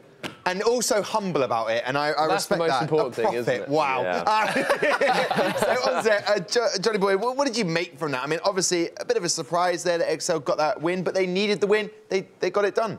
It's incredible. Like, the fact that they got the sweep as well, a 3-0 and a 3-1, really, really puts Vitality in an awkward spot, because now I think if XL, well, I mean, if Method win the last game of the day, XL just need to win next week and they're in the playoffs guaranteed, which is crazy. And I think that if they win 3-2 next week, Vitality are out no matter what. Yeah. So really, what an upset that is. It's changed everything about this league. Yeah, I mean, obviously their team seemed to work in Neil's code, taking all the aggressive play, and Podex obviously being the assist man, roaming around, and then Breezy being a solid defender, and that seemed to work for them. And as Neil's Cook said, Breezy's going to be in the team next week. Yeah, the thing that impressed both of us when we were watching it backstage is the fact that they deserved that win, Excel. It wasn't just like they got a fluky, scrappy win. They outplayed Renault Vitality. In most areas, it was only Fairy Peak sort of big plays that were kind of keeping them in the game at some point to Vitality. And I mean, massive props to the three gentlemen who were just on stage because they needed to win. They came out and not only won, but they produced a performance which could see them, you know, if they play like that every week, there's a chance they could potentially win the whole thing. It's crazy how the turnaround has come. I mean, you look at Vitality, their next match is against Envy, who are not playing this week, and Excel will be facing Reason. Which position would you rather be in right now? Would you rather be Excel or would you like to be Vitality? I think you've got to be Excel, right? Excel, because you've got your own. Yeah. You've got your fate in your own hands. If you can go out and win next week, then you're good. But yeah, they're on 4 points right now. Reason and Vitality are both on 3. So if Reason lose to Method in the final game of today, that'll put Excel 3rd place by a single point going into the final week. And if they beat Reason, they not only keep Reason down on 3 while they go up to 7, but they're now out of reach of Vitality as well. So they're guaranteed playoffs. Stumpy did say about the coach for Excel being more aggressive, tough love, and that's definitely worked for them. Vitality, I just can't get over it. When we look at the Group A table for you, you notice that this is Renault Vitality. Seconds bottom there. The bottom 2 out of every group will be saying goodbye to. They'll be packing their bags and saying, oh, we'll see you next season, Elite Series, maybe. And the top 3 will be going through. Top place goes straight through to the semi-finals. But look at that for a table. It's, again, so close. I mean, look at the table before this game and look at it afterwards. I mean, that's all you have to say about this table and how tight it is. The fact that, you know, after 4 weeks of play, Renault Vitality has sat in, you know, outside of the playoff cutoff is unheard of. It's crazy, but they haven't played very well this season. They deserve to be there, to be honest. Do you think that in midweek, when I met up with Gregan and Doomsy, that really I've scuppered their chances because now both we said ultimate coach and Doomsy and Gregan have now both lost today. Do you think that's on me? There's only one thing that's changed, and it's, you know, you being a part of those conversations. Okay, it's time to return. I'm sorry. Part 3. Thank you very much, Johnny Boy. The scores currently, just to remind you, are 2 APs. Let's see who comes out victorious in face-off.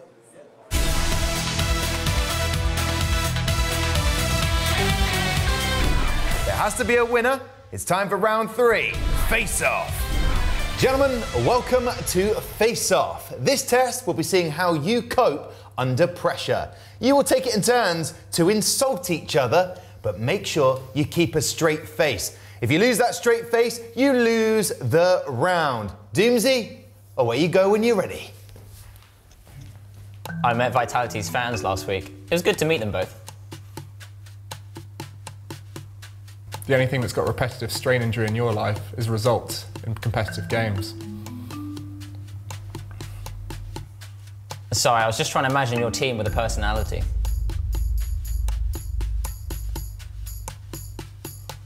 I've been impressed with our hashtag I've done recently. I wonder what changed.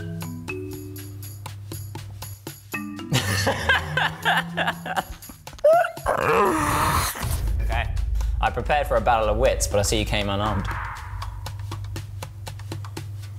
It's nice that you get to spend all that time on stage with your only friends. I mean, that was just rough, man. I'm trying not to breathe out too hard or I might blow your beard off. Where did that one come from? Guys, that was chaos. I don't know who to give any points to. That means it's currently tied at 2-2. There you go, it was chaos. Face-off, there'll be the 4th and final instalment on the way to find out who the ultimate coach is. Right, we move into match 4 now, and that Reason lineup. They've got it all to do. Next week, they'll be taking on XL, who've just come off the win today. What have you made of this team? The experience of Chacaron, a champion in Season 1? This is going to be Chacaron's 100th Elite Series match, or the first game of this series will be his 100th game in the Elite Series. The first player to become a Centurion. No. Yeah, I guarantee it. No. That's yeah, somebody told me earlier. But Pugsy and Calix, they've offered a bit of vibrancy and a bit of energy to the team. Yeah, I think it's a very interesting team because, I mean, we've seen Pugsy last season with Epsilon playing amazing. He's someone we can trust. We've seen Calix going from team to team, always performing well. I think it's 3 players who probably don't have that much experience playing with each other, but as players themselves, they're all really good. We just kind of expect them to just have a better chemistry in the game because I don't feel like they've reached that point where they just played like Excel just did with perfect rotations and just play with each other. Yeah, if I'd have known he was going to be the Centurion today, I'd have had one of those horns, like, oh, going into battle. Is that what they use? I don't know, but I feel like it feels right. Let's look at the stats of Chacaron. And he's definitely galvanised the team, and there he is. Oh, celebrating. So fabulous. Look at him. That is beautiful. That is how someone who's getting close to 100 games celebrates. 61 goals. 57 assists, saves 124, shots 255. I can't stop looking at the picture. It's 252. MVP 14 times. Those are great stats, and someone who's been vital in the Elite Series over the 4 seasons. Absolutely, and for always different teams and always showing up, and I think surprising everybody because when he left his previous teams, everybody's thinking, is this the last we're going to see of Chacaron? But he keeps coming back and he keeps performing well. And, you know, with how things are going today, maybe they're just going to win and get another upset. Why not? Yeah. Now, I believe that Stumpy and Onset are celebrating all things Chacaron. Am I right, gentlemen? We're kind of trying to, I guess. No, we are, because I'm double-hatting, Stumpy's single-hat. Single-hatting. Yeah. But it's a cause for celebration, isn't it? Let's be honest with you. Congratulations to Chacaron. 100 games. And as we can see here, well, I think we get to see that beautiful picture once again. Look at it. It's beautiful. Can you recreate that just for a sec? Just right next. I can't look that pretty. Ready? Oh, yes, Stumpy. That's why we have you up here. But we want to talk through some of his best moments. And we go back to Season 1, and part of that endpoint team came out, and they made history. Such a big win for them, of course. We didn't think they were going to do it towards the start. They had a fairly weak start to the entire season. But you see them there, so happy to be lifting that trophy. And it was really nice, because that's the first time I'd really known about those guys. And then they come out and win the inaugural season of the Elite Series. I remember Season 2, they managed to get to the finals, but they couldn't quite get over the line there. But again, it was a similar story to the start of the season, where they had a pretty slow start, and then they progressed and got a little bit better. And now Chacaron finds himself on a new lineup alongside Reason. Yeah, Reason, of course, the team that ended up beating him at the end of Season 2, meaning that he ended up moving over to that squad. And it's nice to see that he comes back time and time again. He even said on Twitter he was going to be really sad that he was going to miss us in the Elite Series. Well, speaking of Twitter, I mean, felt cute. Might delete later. I mean... Are you one of those 410 likes? 410 likes, that ain't getting deleted. That's what I'm saying. That is a social media hit. That is big. Follow @StumpyGoblin on Twitter. Just make sure you do that, because that's vital. It's @Chacaron. No, so that's misspelled. Is it misspelled? Oh, right, OK, I understand. Anyway, I think it's enough from us, to be honest with you. I mean, looking at... Just once more, Stumpy. Come on, you as well, mate. You as well. Both do the... I don't even... Ready? 3, 2, 1. It's beautiful. That is beautiful and creepy all at once. That's one word, it's a beautiful amalgamation there. Listen, massive achievement for Chacaron, 100th game. It's going to happen in Game 1. I have that beautiful tinny mug from the team. Yeah, Cheerio, we need tinny. more of those. And Chacaron, we should definitely sell them. Maybe we should get into that. Their opponents today are Method, a team that getting wins after wins. They've been very strong this year. And Cassio has been a massive part of that. Yeah, Cassio, the new addition, he was always the question mark coming in here. Everybody wondering how well is he going to perform in his first overseas LAN. And the answer is very well. Going into today, top scorer of the Elite Series, although not the most goals per game, still consistency is where it's at. He's getting it on average 5 goals per series. So if this is anything like that, it's going to be problems for Reason Gaming today. Yeah, brilliant debut in LAN and overseas, as you say, Johnny Boy. 15 goals, so he's the top scorer at the moment. Week 2, Method lost to Envy, 3-2. Week 3, they beat Vitality 3-1. You never know what sort of Vitality team you're going to get, but hey, a win's a win. If you look at the goal conversion difference, they've improved massively, and that is the sort of form they need to be in, like from week 3. I mean, to be honest, they just need to keep that consistency. I feel like, obviously, Rix Fonde, Burrito B, they've been knowing each other for a bit longer than they've been playing with Cassio, and he's just been really good at, like, managing these two and playing well with these two. It just needs to keep that consistency. We've seen that as a running team today. Vitality, not consistent. I've had a couple of teams that can do the best and the worst same time. And so far, I feel like Method, at least in the Elite Series this season, they haven't really been like bad. They've always played at a good level, pretty solid, and they just need to keep this up. Yeah, and a win today would guarantee their playoff spot. That's what they'll be pushing towards. I don't know what their mind will be at right now. A little bit of pressure, or just know that they've got the ability. They just need to see it out today. I think they're going to be pretty confident. I mean, they've not had the they're not had perfect results online recently, but they've had very good results, and they're probably the favourites here in most people's eyes. And Reason Gaming, on the other hand, they've been having awful results recently, which is probably the biggest thing for a Method. Is that they're just going to look at Reason and think, yeah, they've got a good chance of tilting today. They've got a good chance of not really showing up, and if they can capitalise on any mistakes from Reason, I think Method are probably going to take this one. Okay, so that's your prediction. I'm going to put you on the spot, Johnny. I've been wrong every time today, but you've been wrong every time. Actually, I was right about Fnatic, although I thought it was going to be one-sided.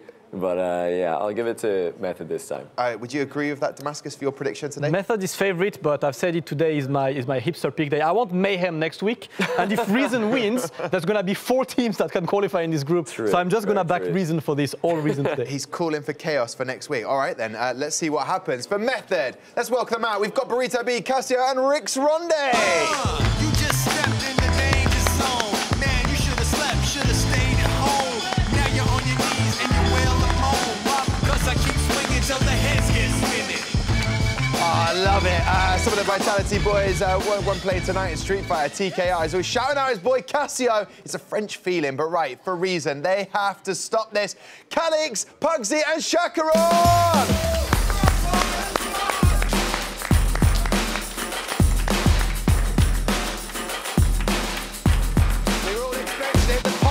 Not happening for Chacaron. His head's in the game. But you will get away from Calix. We'll take that. Thank you. Right then, you've heard from the desk, Johnny Boy and Damascus, what they think of this one. They want chaos. Oh, hi. Didn't see you there. Let's walk across to the casting area with the main guys wearing exactly the same top. Are their opinions exactly the... Well, it's pretty much the same. Are their opinions the same on the result today? Reason or Method? What says you, Cole? I say Method. I think they're going to win this one quite comfortably. Reason started off so well. Pugsy, one of my favourite players, because the way he plays Rocket League was formidable for a little while. And then they've slowed down a little bit, and Method are still as good as Method have always been. I think they're going to be comfortable. Hang on, did I give the full title for Cole there? Because he's now Cool Cole. He is Cool Cole 93. That's old school. That's old school. That's how I saw you going for a nice little fist bump there, then you sort of stopped. No, You're a bit coy. No, you're a coy boy today, Tom Deacon. You're a different guy. You're a different guy today, and I like it. Towering Stumpy, what says you? I would have to agree with Cole. I honestly think Method is such a big force to be reckoned with. Yep. Brain goes Method. I think we're going to have to go with them. But honestly, I would be surprised if Reason won. What about in here? In here? The heart. My heart is not an idiot, and it says Method. OK, fair enough. I'll leave it with you. Enjoy this one, gentlemen. Thanks so much, Tom. Again, look at me. This is my 4th place I've been today, and it's quite nice. Is this your favourite place, next to Cole casting over some Rocket League, yeah? In the same shirt? I like the second bit, but not the first bit, which I think is fair. Oh, the Cole bit, you don't like that bit. Yes, very witty. You've shown me up there. Thanks, well man. done, mate. So, well Cole, done. we both gone Method. Why have you gone Method? Because they're awesome at Rocket League. I mean, Rix Ronde and Burrito B, you try and play your game. Reason like to slow the game down, get the ball on their car, go for an air dribble, go for a funky dribble, any which way direction. Method stop that. Rix Ronde and Burrito B are not going to let that happen. And I think they play a style of game that's exactly what Reason don't want to come up against. Yeah, it's a very fast-paced game. It's very... You tend to get to a point where you get frustrated playing against them because you personally don't get much time on the ball. With Reason, however, you have got the man that has had 100 games in the Elite Series. The Centurion. We are counting down this Centurions game. As you say, Cole, Chacaron, such a staple. Can he get this win on his birthday? On his birthday, the day of his 100th. Oh, here's his teammate That's how posting. birthdays work, right? Already missing. Yeah, why not? I am 100. Well, he is 100 years old. I could be 100 soon. How many shows have we done? Is it 100? No, 6. I'm 6 years old. Oh, goodness. Legend. Burrito B puts this one into the middle. I mean, yeah, I think Method are going to take this one. I'm saying comfortably, and I'm going to stand by that. I cannot see Reason getting too into this series based on recent form. But I've been wrong before. Not today. I've been flawless in everything today. But actually, no, that's not true. Because No. hashtag lost to Epsilon. Yeah, no, I said hashtag. Did you So, say yeah. XL? No. That's 2 out of 3. Yeah. I've been wrong about that. So that's 3 out of 4 as well. You've gone from 100 to about 50%. So respect. Bricks there with a nice early shot. Pugsy there with a save coming from the crossbar. He's working his way back as well. Pugsy trying to move in. We'll get that boost still, meaning that a little bit of a move out of defense will just be that little bit harder for Method to obtain. Yeah, decent start though for Reason Gaming. A little bit of the ball played in the Method half. The longer that happens, the happier they will be.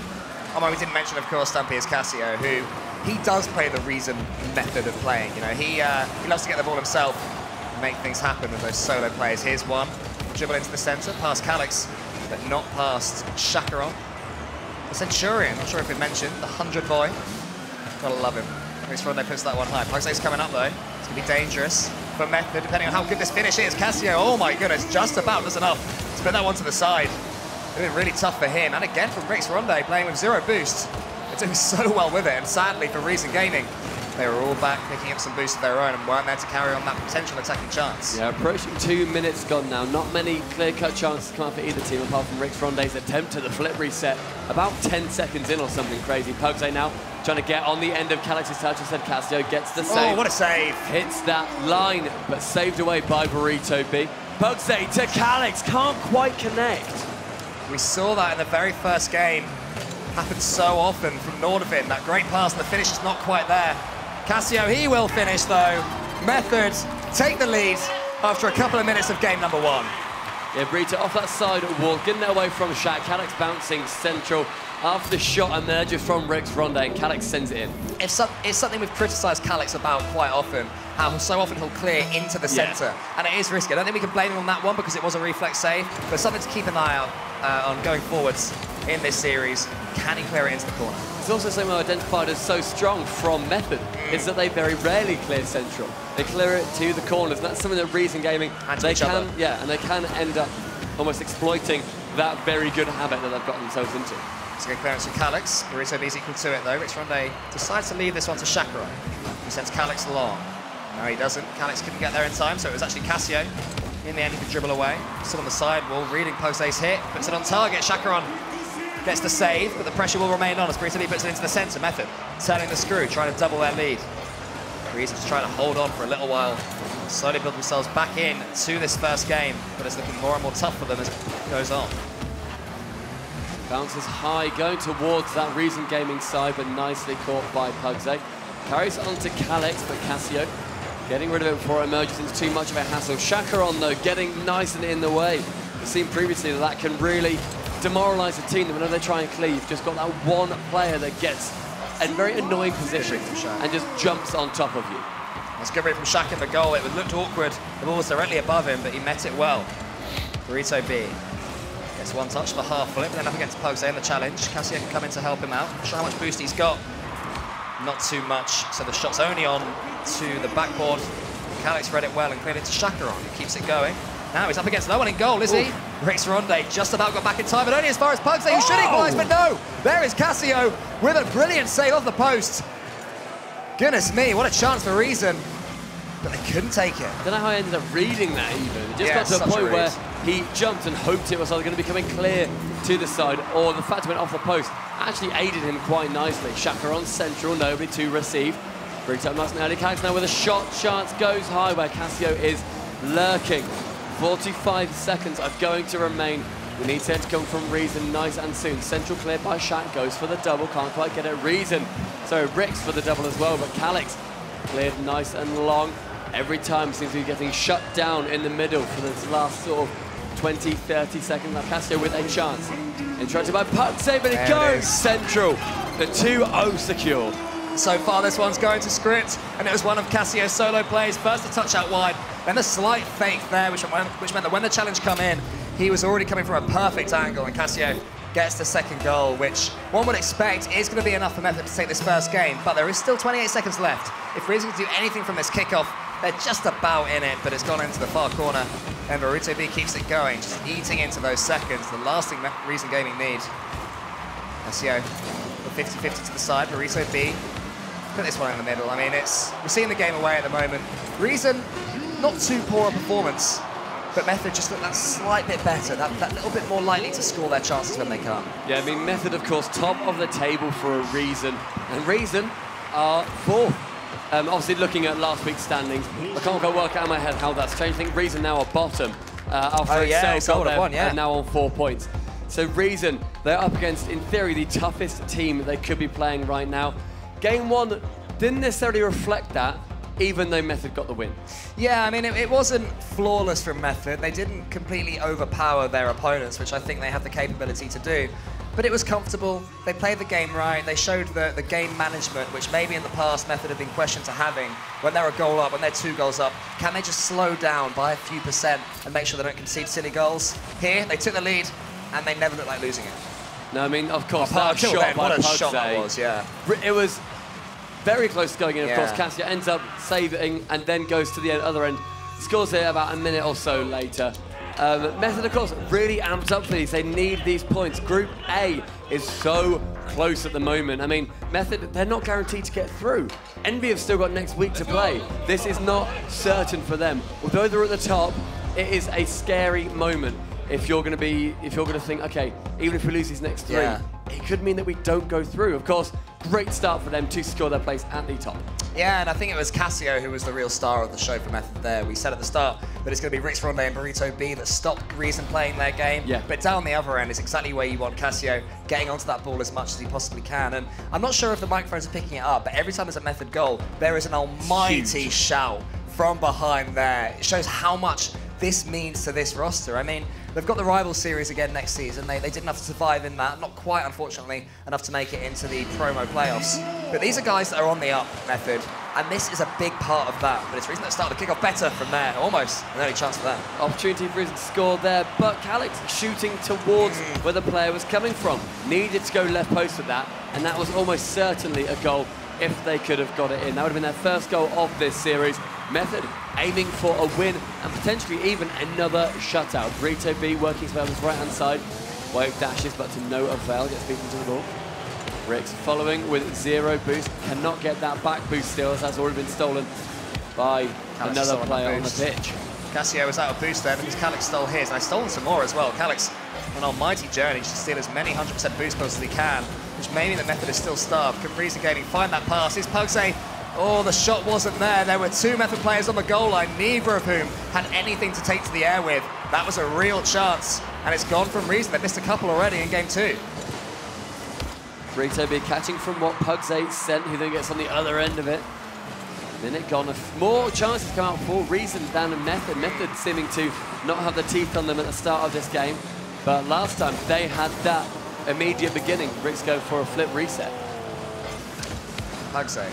Challenge for Burrito B goes high. Calix needs to put this one down as quickly as he can. It was too high, so Cassio on the back ball can clear away. It's actually gone all the way to Burrito B via the Reason Gaming touch in the centre, but only into the centre. Unfortunate bump there between Burrito and Rix. Rix maybe could have gone in, but Burrito giving a little old bump on the way back.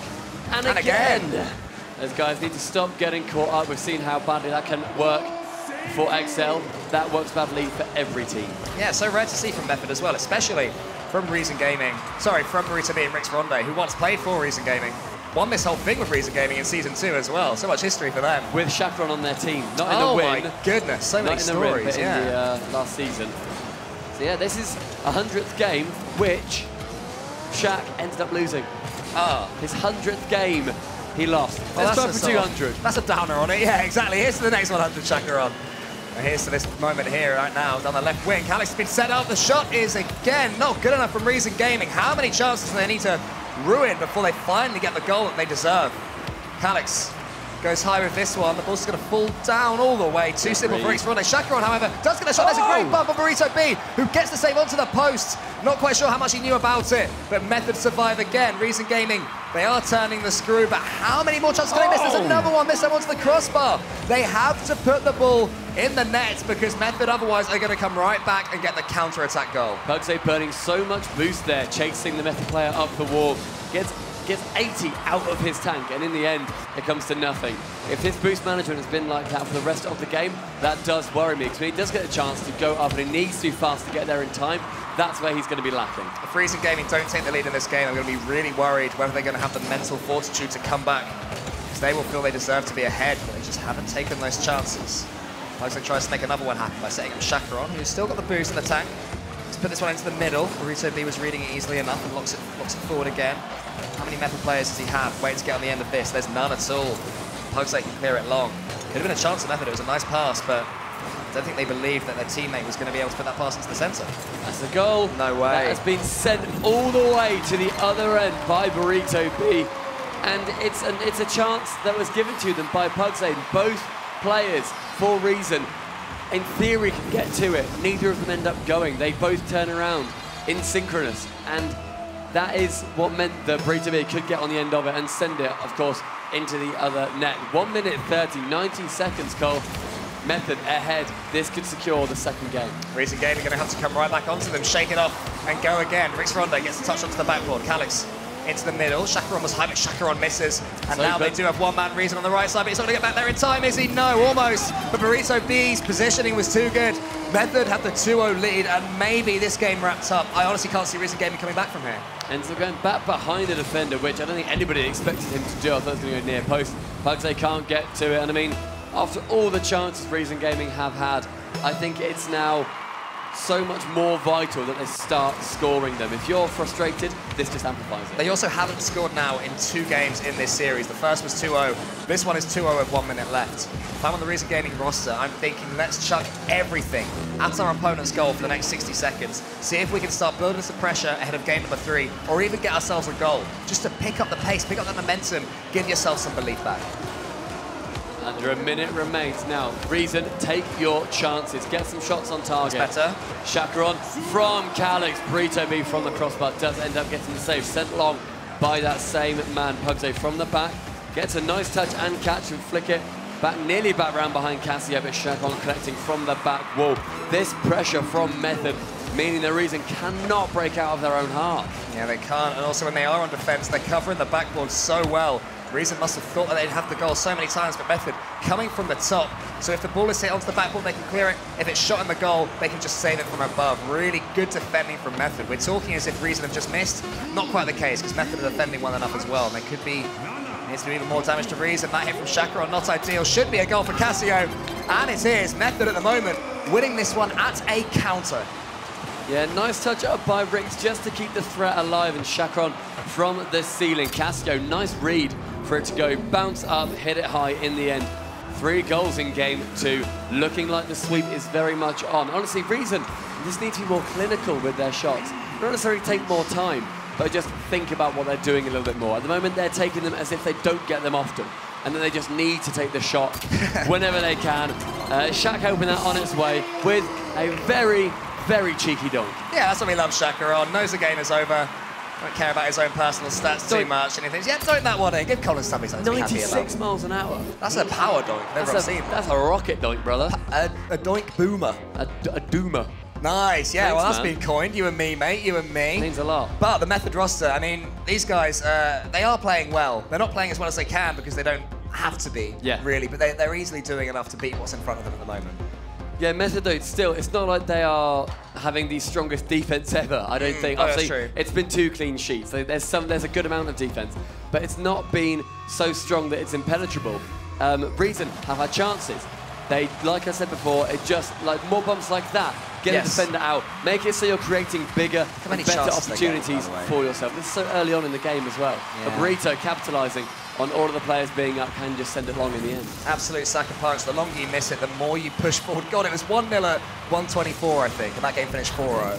So there was definitely a collapse in game number 2 by Reason. We saw it coming when they couldn't take their chances, but credit to Method, I think we're sort of being a little bit harsh to them. We're not giving them enough credit for the way that game went. They had to do the defending in order to turn that into a 4-0 win. They're not a defensive team, Method, so it's rare to see them on the back foot for so often. So it's good to see that when the cards are down and they do have to just beat the ball away from their own goal line, they can play that way, because as they go up in, in the Rocket League world and they play better and better teams, there will be games that are tough for them. There will be times they have to just defend and hope they can snatch a goal out of nowhere. So seeing them play that sort of style is quite important, I think, for their long-term development. I mean, they've already earned a loss in the Elite Series in Season 4, so it's not like they are completely impenetrable on any regard. See Duck Moriarty there, he is disappointed with their performance in his first 2 games, hoping that they can come back get this one, even just get a goal for sheer morale, because a complete clean sweep is not what anybody wants. I suppose unless you're Method, that's sort of quite fun, obviously. 5 minutes to see if Method are going to be getting this game as well. Rix's shot goes off Burrito. Yeah, you said a couple of times in the second game, Burrito being Rix, they need to get in each other's way. Hopefully that was the key one. They've got it out their system now. There's been an own save from what should have been an open goal. You can't get any worse than that if you're Method and if you are those two in particular. But the ball is still, what we've been talking, just camped on Reason Gaming's line. Finally, Callis gets it away and Shakeron flicks on. It's so tight there, back in that corner. They weren't going back in Method and going for boomers. They were literally just sitting there, getting little touches, knowing that they can play the time game because they can get one and potentially win it just off that. Callis coming in for an attack. And a shot going just above Burrito. Sorry, Rix and Casio up. Shakeron sending that back somewhere completely different. Pugsay to Calix, just below the crossbar. Reason Gaming have finally got their goal. Is this them waking up? Pugsay with the half rotation, saw Calix there. Calix, by the way, who earlier on could have had a shooting chance, but Shakeron completely got in his way, so I'm glad that didn't affect them too much long term. They must keep these comms up. Even if at the moment they don't quite believe they can beat Method, they have to act to their teammates like they think they can, because they have the potential, they have the ability. But right now, finally, they've got the momentum, and that's a great touch from Pugsay. Everything on Reason just sped up a little bit, with a little bit more zip. Now Shakeron puts it long. Gonna chase this one up himself, try and get the pinch into the floor, but not quite caught up with it in time. Calix puts it across the goal line. Already 1 goal to his name now. Feeling much better after that one. That challenge was over the centre. Burrito B is going to be on the end of it. Shakeron can put this one to the side, where Rix Ronde and Burrito B, close proximity, we're underneath it. Burrito clean clear of the backboard. It's not going to come to anything. It's a Rix Ronde flick. But Reason well and truly in this now. I'm pretty sure that every single time I've seen Calix have an opportunity to hit it goalward, it's gone above the goal. He's not because he's not trying to go for the shot, but because he's always going for that backboard play. Overdoing it though, right? Yeah, so much. It just seems to be every single time. It's not just that he's thinking, oh, okay, I'll whip on the backboard this time. That seems to be the one trick that he's got at the moment. One thing that impressed me with Fnatic against Nordavind is they were shooting so often. They had a shoot-on-sight policy, and the shots were good as well. Even though they only scored a couple of goals in one game, there were so many finishes coming in from all sorts of angles. Nordavind didn't quite know how to defend it. I want to see Reason Gaming maybe take a leaf out of Fnatic's book from earlier and play in the same way in this game. And CO ends up hitting Shakeron, who then hits Rix Ronde. First on this left wall will go for the double, nearly with the dunk. Burrito B on target, all 3 players going up for it, nobody calling it specifically. In those situations, it's really hard to say, I've got it. Because if you don't, then you are well and truly screwed. Rix now picking up in the mid. Shaq moving back towards the net, ready for an opportunity to come in, and there with the save. I think that Reason Gaming at the moment are playing more with hope than expectation. They are just willing this timer to count down to 0, hoping they can get the 1-0 win, rather than believing they can go and score more goals. That's a good start though, that's much better.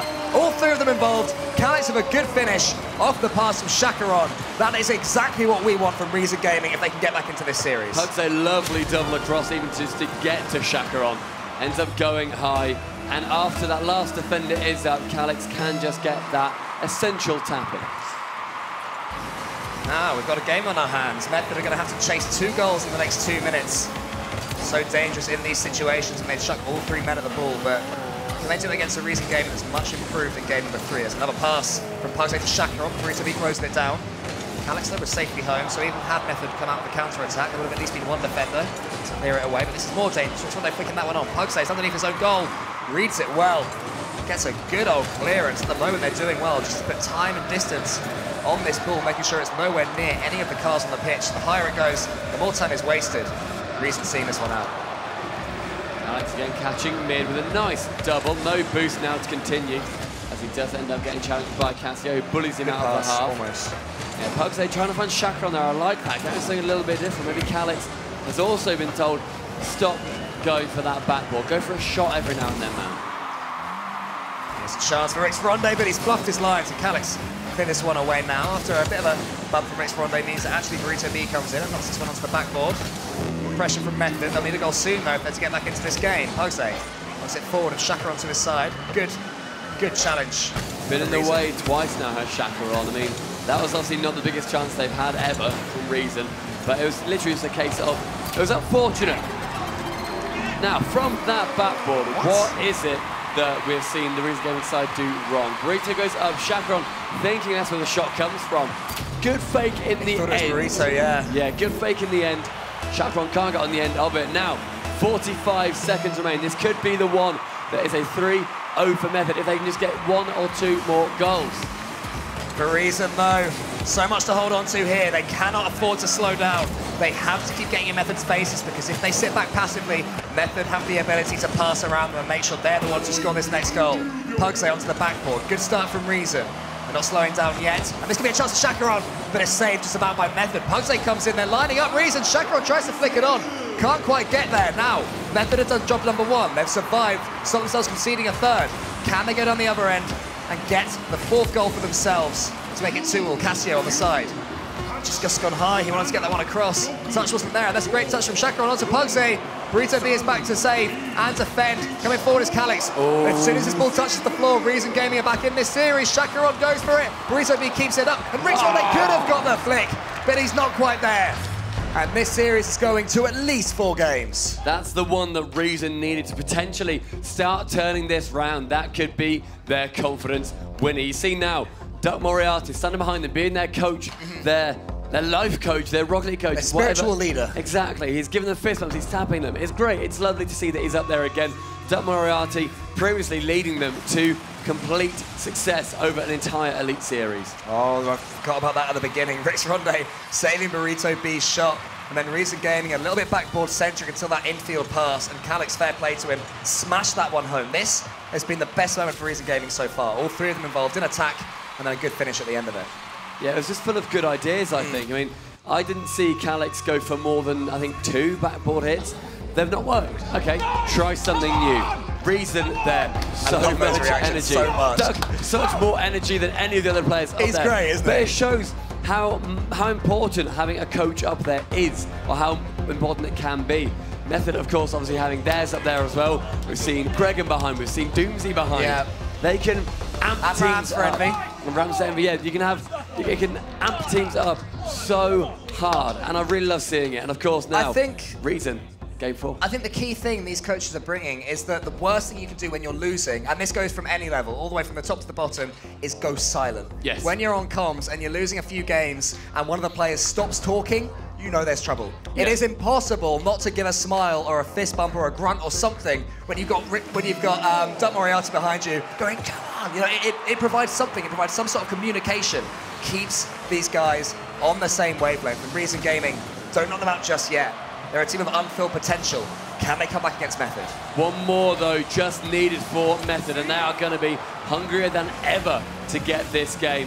So they do not want to let it slip and be reverse swept. Reason though, they want to make sure that they are the team to reverse sweep the favourites in the competition. Brutally puts that one to the side. The first 30 seconds or so being played mostly in Method's half, but no danger of any goals just yet. Chakaron with an air dribble. It's not really going to go anywhere. I think if he wanted to continue that touch, he had to be some sort of flip reset, and he wasn't able to, so Method can come straight forward. That wave of pressure is still happening now. Rix Ronde into the corner. Chakaron helps out Pugsay, who was stranded at his near post. Couldn't help his team at all there. They do survive. Rix over Pugsay, but Calix is there to follow up. It's the corner as Burrito B. Midfield pass opportunity maybe for Calix if he can hit it cleanly, but he doesn't, and the ball instead goes all the way back to the Reason end of the pitch. Faces some Method pressure. There was communication there. Chakaron and Calix both started to go for it. Chakaron pulled Calix off, and then there was only one of the players to hit the ball. Much better there from Reason. Yeah, Burrito picking up this ball, trying to keep the offense going on that Reason half of the pitch. Can't quite as Pugsay sends it down towards Method. A nice save by Cassio. Thank you, Mr. Neo Tokyo announcer. Cassio on the centre after the double miss on defense does clear it away. Now that's maybe a chance for Reason Gaming. Pugsay in the corner. Just trying to get some sort of speed on that ball into the centre. That's almost there in the end for Chakaron. Closed down by Method. Reason Gaming, I would say, after a couple of minutes, just about edging this one. Not really any golden chances for either team. That's a good block from Chakaron and Burrito B. That would have been scary because he knew that he had no one behind him. I like how proactive it was and that he came up before that issue ended up developing. Yeah, it's good work from him. That's good as well from Pugsay. Onto the backboard. There's Calix arriving, not quite. Now that's the time to go for the backboard when your opponents are stretched. Didn't quite work, but good ideas from Reason. Bounces central, but no Reason attacker. Able to get on the end of it. Calyx now going off the ceiling. Does not get it. Rix again.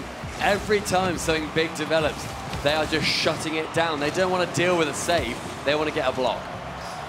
Rix has missed this one, which is Chacaron might be able to get a clean touch. He does. Oh, goodness. Pugs, they didn't think that pass was coming into it. Rotated back, and then Chacaron again needs to be listening to his teammates. All they need to be calling him more, because that's another moment that should not have been his ball. I think in all fairness, he was just starting to come back and the ball came out quite quick towards him. So it's hard to get out of the way there, but yeah, if it can start to be symptomatic of the entire series if he's not getting out of the way when he really should. Those half rotates that your teammates don't know about, they can be killers of series. And if we're noticing it, then you can be sure that Pugsay and Calyx are noticing it as well. That doesn't matter now. All that matters is that it's 0-0 with 2 minutes left. Such an important game in this series. Can Reason Gaming take this to game 5, get themselves a point? Will help them get out of Group A. 3 points would do even more. It's a good touch from Cassio. A point would put them even with Excel. That means they're no longer going to be bottom of the table. That's the minimum they need. So huge implications going for the next 1 minute and 35 seconds of this game. Pugsay not sit long. Burrito B's there with 0 boost. He's hoping this is going to respawn, but it hasn't, which means Calyx can hit this one cleanly. Pugsay's back in defense. So Reason Gaming just defending to about halfway into their own half. Not quite how you want to be doing it. No one moving forward to get that second touch, and they're all stranded on their goal line now. The first real chance for Method comes off the backboard, but it's not going in here because another one maybe. Burrito B up, Rix Ronde misses. Cassio comes in now. Chacaron had to be off his marks quickly to clear that. Calyx in goal. Can he save this? Yes, he can. Method's turn to get the pressure. Can they get the goal? Correct. Cassio's high. That's Cassio finishes. What a read from Cassio. Time and time again. If he has time and space, he is going to score. He tried to go for a read earlier. It didn't quite work out, but that's where we saw the double commit start. And that is what threw that entire attack into turmoil for Reason Gaming. 1-0 up for Method.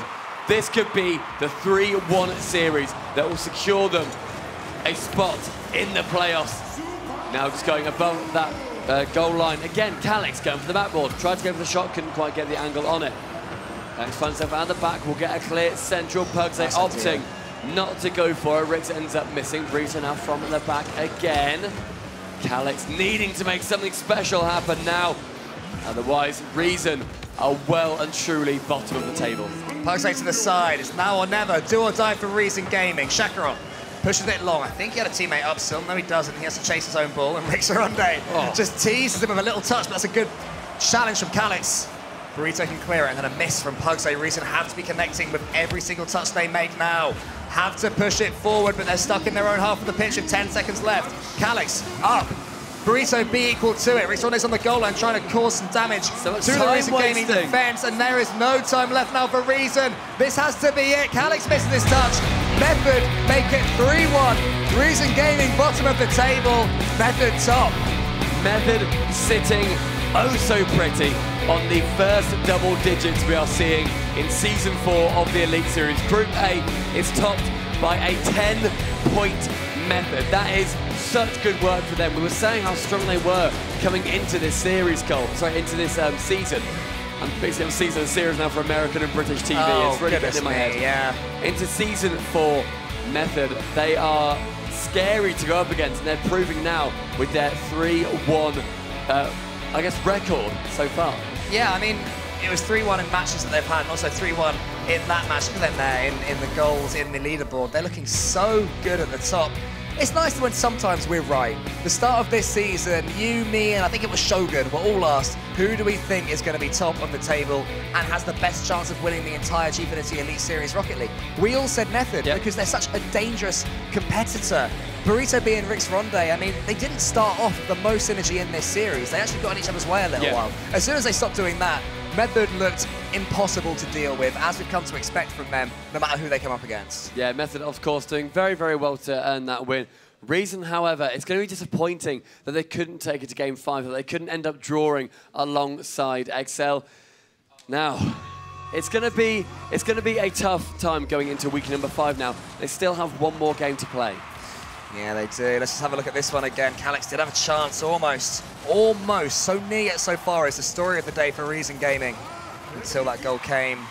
with only 1 minute left on the clock. It was a challenge. Cassio just up Lovely so and upside down. quickly. Yeah, as soon as it's in the corner, Cassio seems to know exactly where that ball is going. Laser-guided reading there from Cassio. Look at that response from Method. So much energy. Yeah, we were saying how loud they were. They literally sat behind us, and I could hear them, I think, coming through one of our microphones. Yeah. And just erupting every time. Duck Moriarty, being behind Reason, couldn't get them to game 5, unfortunately. But that team, it's strong. They had a really strong first week. Burrito B has a lovely controller, by the way. I just saw him put it down. It's like light blue with beige analog sticks. It's very unique. That sounds quite nice, actually. Yeah. I quite enjoy that. Of course, yeah, so we see Reason. It's a shame that it does end up getting to that point. But at the end of the day, Method earning that incredible win for them. Now, Cole, yes. Who would you like to talk to now? It wouldn't happen to be the winners, would it? Oh, it might. Let's hear Tom do just that. Ah, thank you so much, gentlemen. I'm just up here with the Method boys. They've just concluded that victory against Reason, a 3-1 win. And now we will not be seeing you to the semi-final. Does that feel nice, Burrito? You get a bit of time off and relax? Yeah, I like it. I'll take it. And what did you make of the match? Did Reason put up the fight that you expected them to? Yeah, definitely. They had a lot of pressure, but somehow we managed to keep most of the goals out, and it worked. Okay, and I won't be coming to Rix because at the end, he's not feeling quite himself, just the jubilation. He knows he's got that 2-week break to get himself back fit. Cassio, the people in the crowd were loving it in the arena, giving you the French cheer. Did that give you the boost today? Yeah, it's helped me. Yeah, I like when there's people supporting me. And is it quite nice that now you don't have to worry about anything that's going on in Group A, the table? It seems very close at the moment.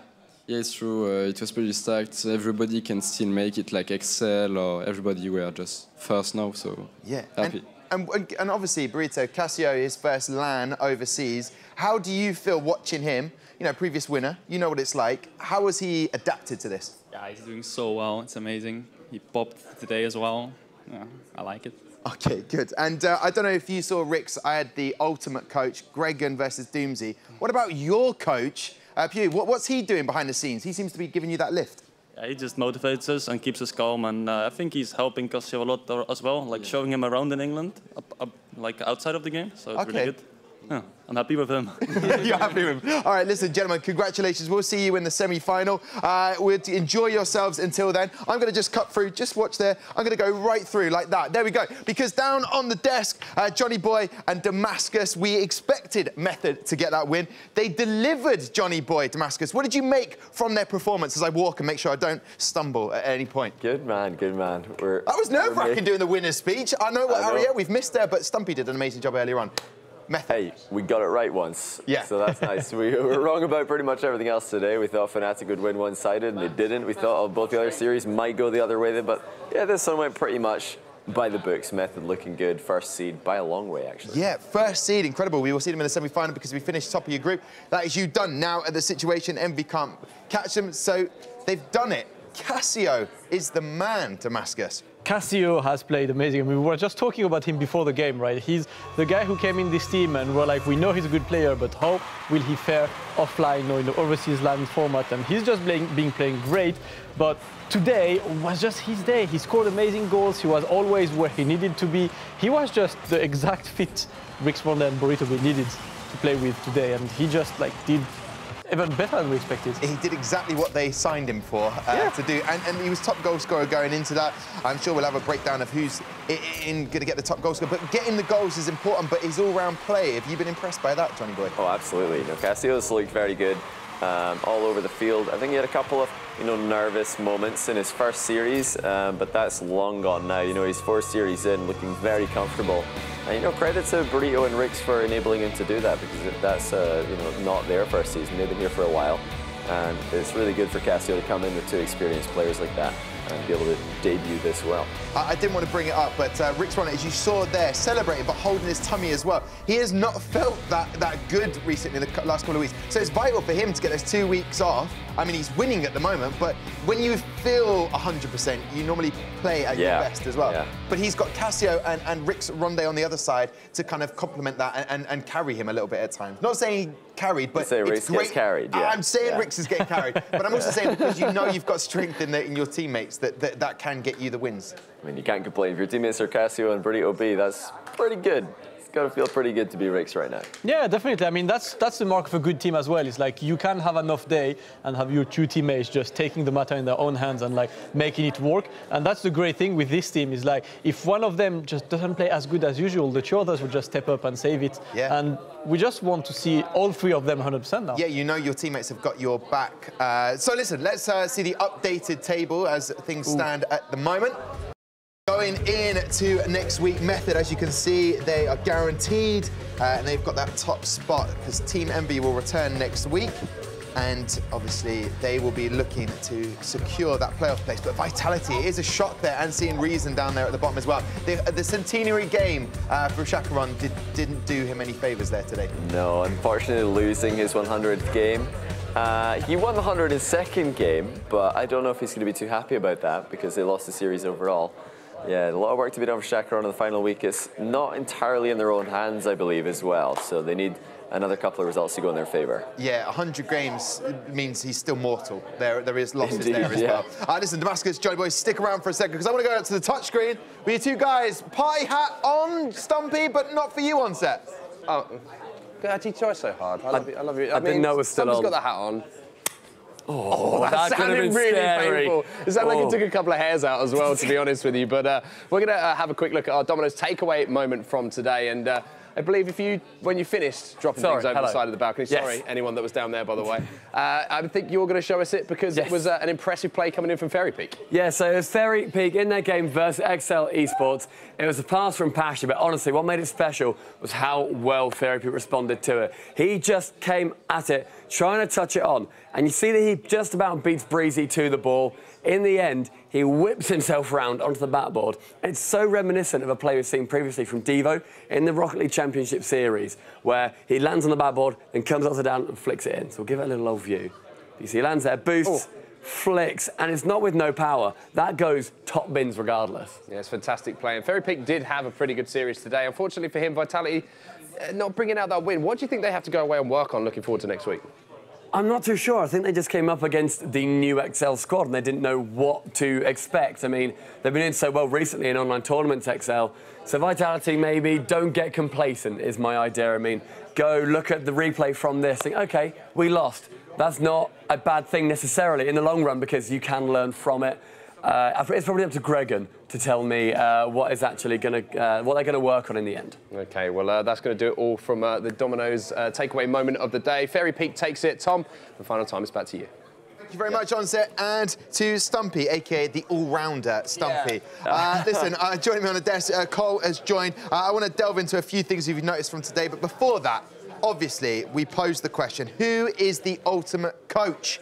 It's tiebreaker time in the battle of the coaches. Time to see who emerges victorious and gets that crown. The ultimate coach.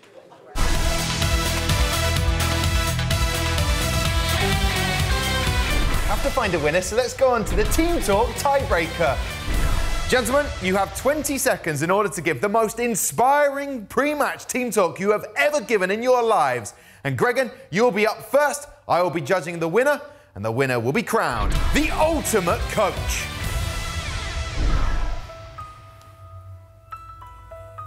We've put the work in up to now, and it is time. Now is the time that we turn those hours into performance on the pitch. Now is the time that we play our hearts and play the best we can ever do on that stage. Because now, it's the time for us to win. Thanks, guys. Hold your ground! Hold your ground! Men of #United, my brothers. I see in your eyes the same fear that would take the heart of me. A day may come when the hours of teamwork. There we go, that's the edit, done. That's the edit. Win! I've made my decision. And the winner of the Ultimate Coach 2018 is Gregan. There we go. Congratulations, commiserations to Doomsy. We'll see you next time on the Ultimate Coach. Come back and wave. Come back and wave. Goodbye. See you next year. Come back and wave.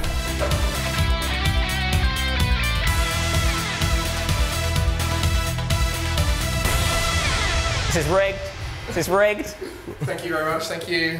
Thank you. Do you want one more take? Thank you very much. Damn. No, don't have my hat. There you go. He's got his crown on. He's happy with that, and it is fair to say it's questionable whether they are the ultimate coaches. They're both suffering a loss today. I'm ever the professional. I'm never sure if we should do another take right at the end. I said there. Should we do? Is that okay? One take? We done? Could we do another take where Gregan doesn't win? Because I don't like. I'm looking at him now, and I don't like what I see. This is. Very look at him. Look at him. He's the ultimate coach. Listen, let's have a look at the results from today. If you just joined us now, where have you been? You've missed everything. You've missed these games. Fnatic versus Nordavind. It's a win for Fnatic. Epsilon getting that win against #United, the clean sweep. Excel versus Arena Vitality. And then Method versus Reason Gaming. Any surprises there for you gentlemen that stand out? Excel beating Vitality. I mean, their performance wasn't just one of sort of scrappy underdogs. It was of a team that were playing better than their opponents. Vitality completely relying on Fairy Pete's creativity to make anything happen. And Excel, with Breezy stepping in / being promoted ahead of Marky, I'm not sure which way round that's going. I'm not sure if either of you guys do. They looked like a better team than we've seen in some time. Yeah. From Excel, should I say, not out of anyone. Of course. Damascus, anything stand out for you? Stand out performances today?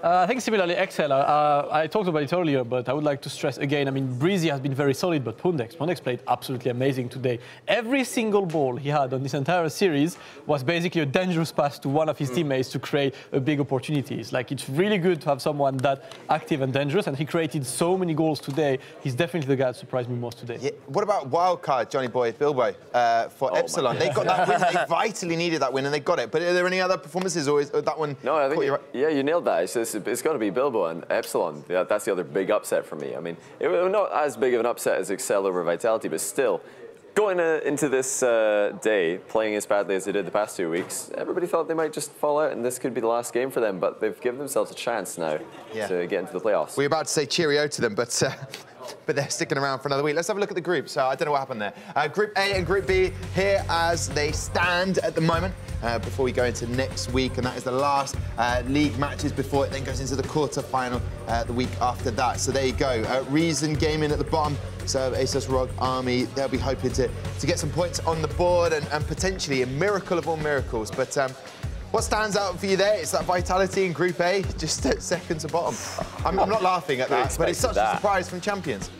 Yeah, man. And the other side of the group is #. Came in today as #1, and now they are right in the middle, and they play Fnatic next week. Wow. They lose that, out of their control. They have to rely on other teams losing in order to make that playoff. Fnatic, they're actually finding some form at the moment as well. For the first time in a while, Fnatic are looking like a quality team, so it's a bad time to play Fnatic. Indeed, when you need to get that win. Let's look at the fixtures for next week, so you can start putting this in your diary. If you have a diary, your mobile phone, whatever you have, scroll it on the wall, as long as it's your wall. Anyway, the point is, make a note of these fixtures, because this is what's happening next week. And as Cole just mentioned there, that big game, no one wants to take on a winning team. Vitality have got a tough match this week. Envy will have been watching at home. Yep. What do you think will be going through Envy's head right now? They know they can't finish top because Method got that win, Damascus, but they know that they're in a strong position. They're in a strong position, and they've just seen a team kind of neutralizing Vitality there in the name of Excel. Excel has been very proactive and very good at just staying solid on defense, good rotation. Every single passing play Vitality tried today was basically neutralized by Breezy and Pundex's activity, and Nilskog was there to finish it. They might just be inspired by his playstyle and try to do the same thing next week. Okay, listen, Damascus, you're sticking around today. I want any final thoughts from Johnny Boy and Nicole in a second, but today is a massive day for the Elite Series. Tonight, there is going to be Street Fighter 5. Damascus will be sticking around for that. I'm assuming, actually. I haven't even done I am. I'm not leaving you. That's been awkward. Tonight, 6 p.m, Street Fighter 5. Do not miss it. Next Friday, we'll be back for FIFA 19 at 6 p.m, 2v2 format for that. And then next Saturday, the all-important games that we have watched and looked at today, 11 a.m. tomorrow, next Saturday, for more Rocket League. Any final thoughts from you, gentlemen? Anything else you want to throw out there, or I'm going to wrap up the show? I'm going to top the night. Congrats to Excel, that's all I've got. Yeah. I'll play them. No one is eliminated, Tom. No one is eliminated yet. I love it. Oh, we're all friends. That's an amazing last day. We're not eliminated either. No, we've not been fired yet. Okay. Johnny Boy, lovely to have you here today. Thank you very much for everything. Cole as well, Damascus. Also, shout out to Stumpy, the all-rounder and onset, and this amazing crowd. If you want to get down here, free tickets, make sure you go online to the Gfinity esports /tickets to get yourself sorted. Also, a big thank you to our producer. We'll not be returning, so a massive thank you to Grace. Listen, guys, only 1 week to go before the playoffs begin. It's all to play for as 8 teams are still fighting for 4 spots. Join us next week at 11 a.m. to watch all the drama unfold. Bye-bye.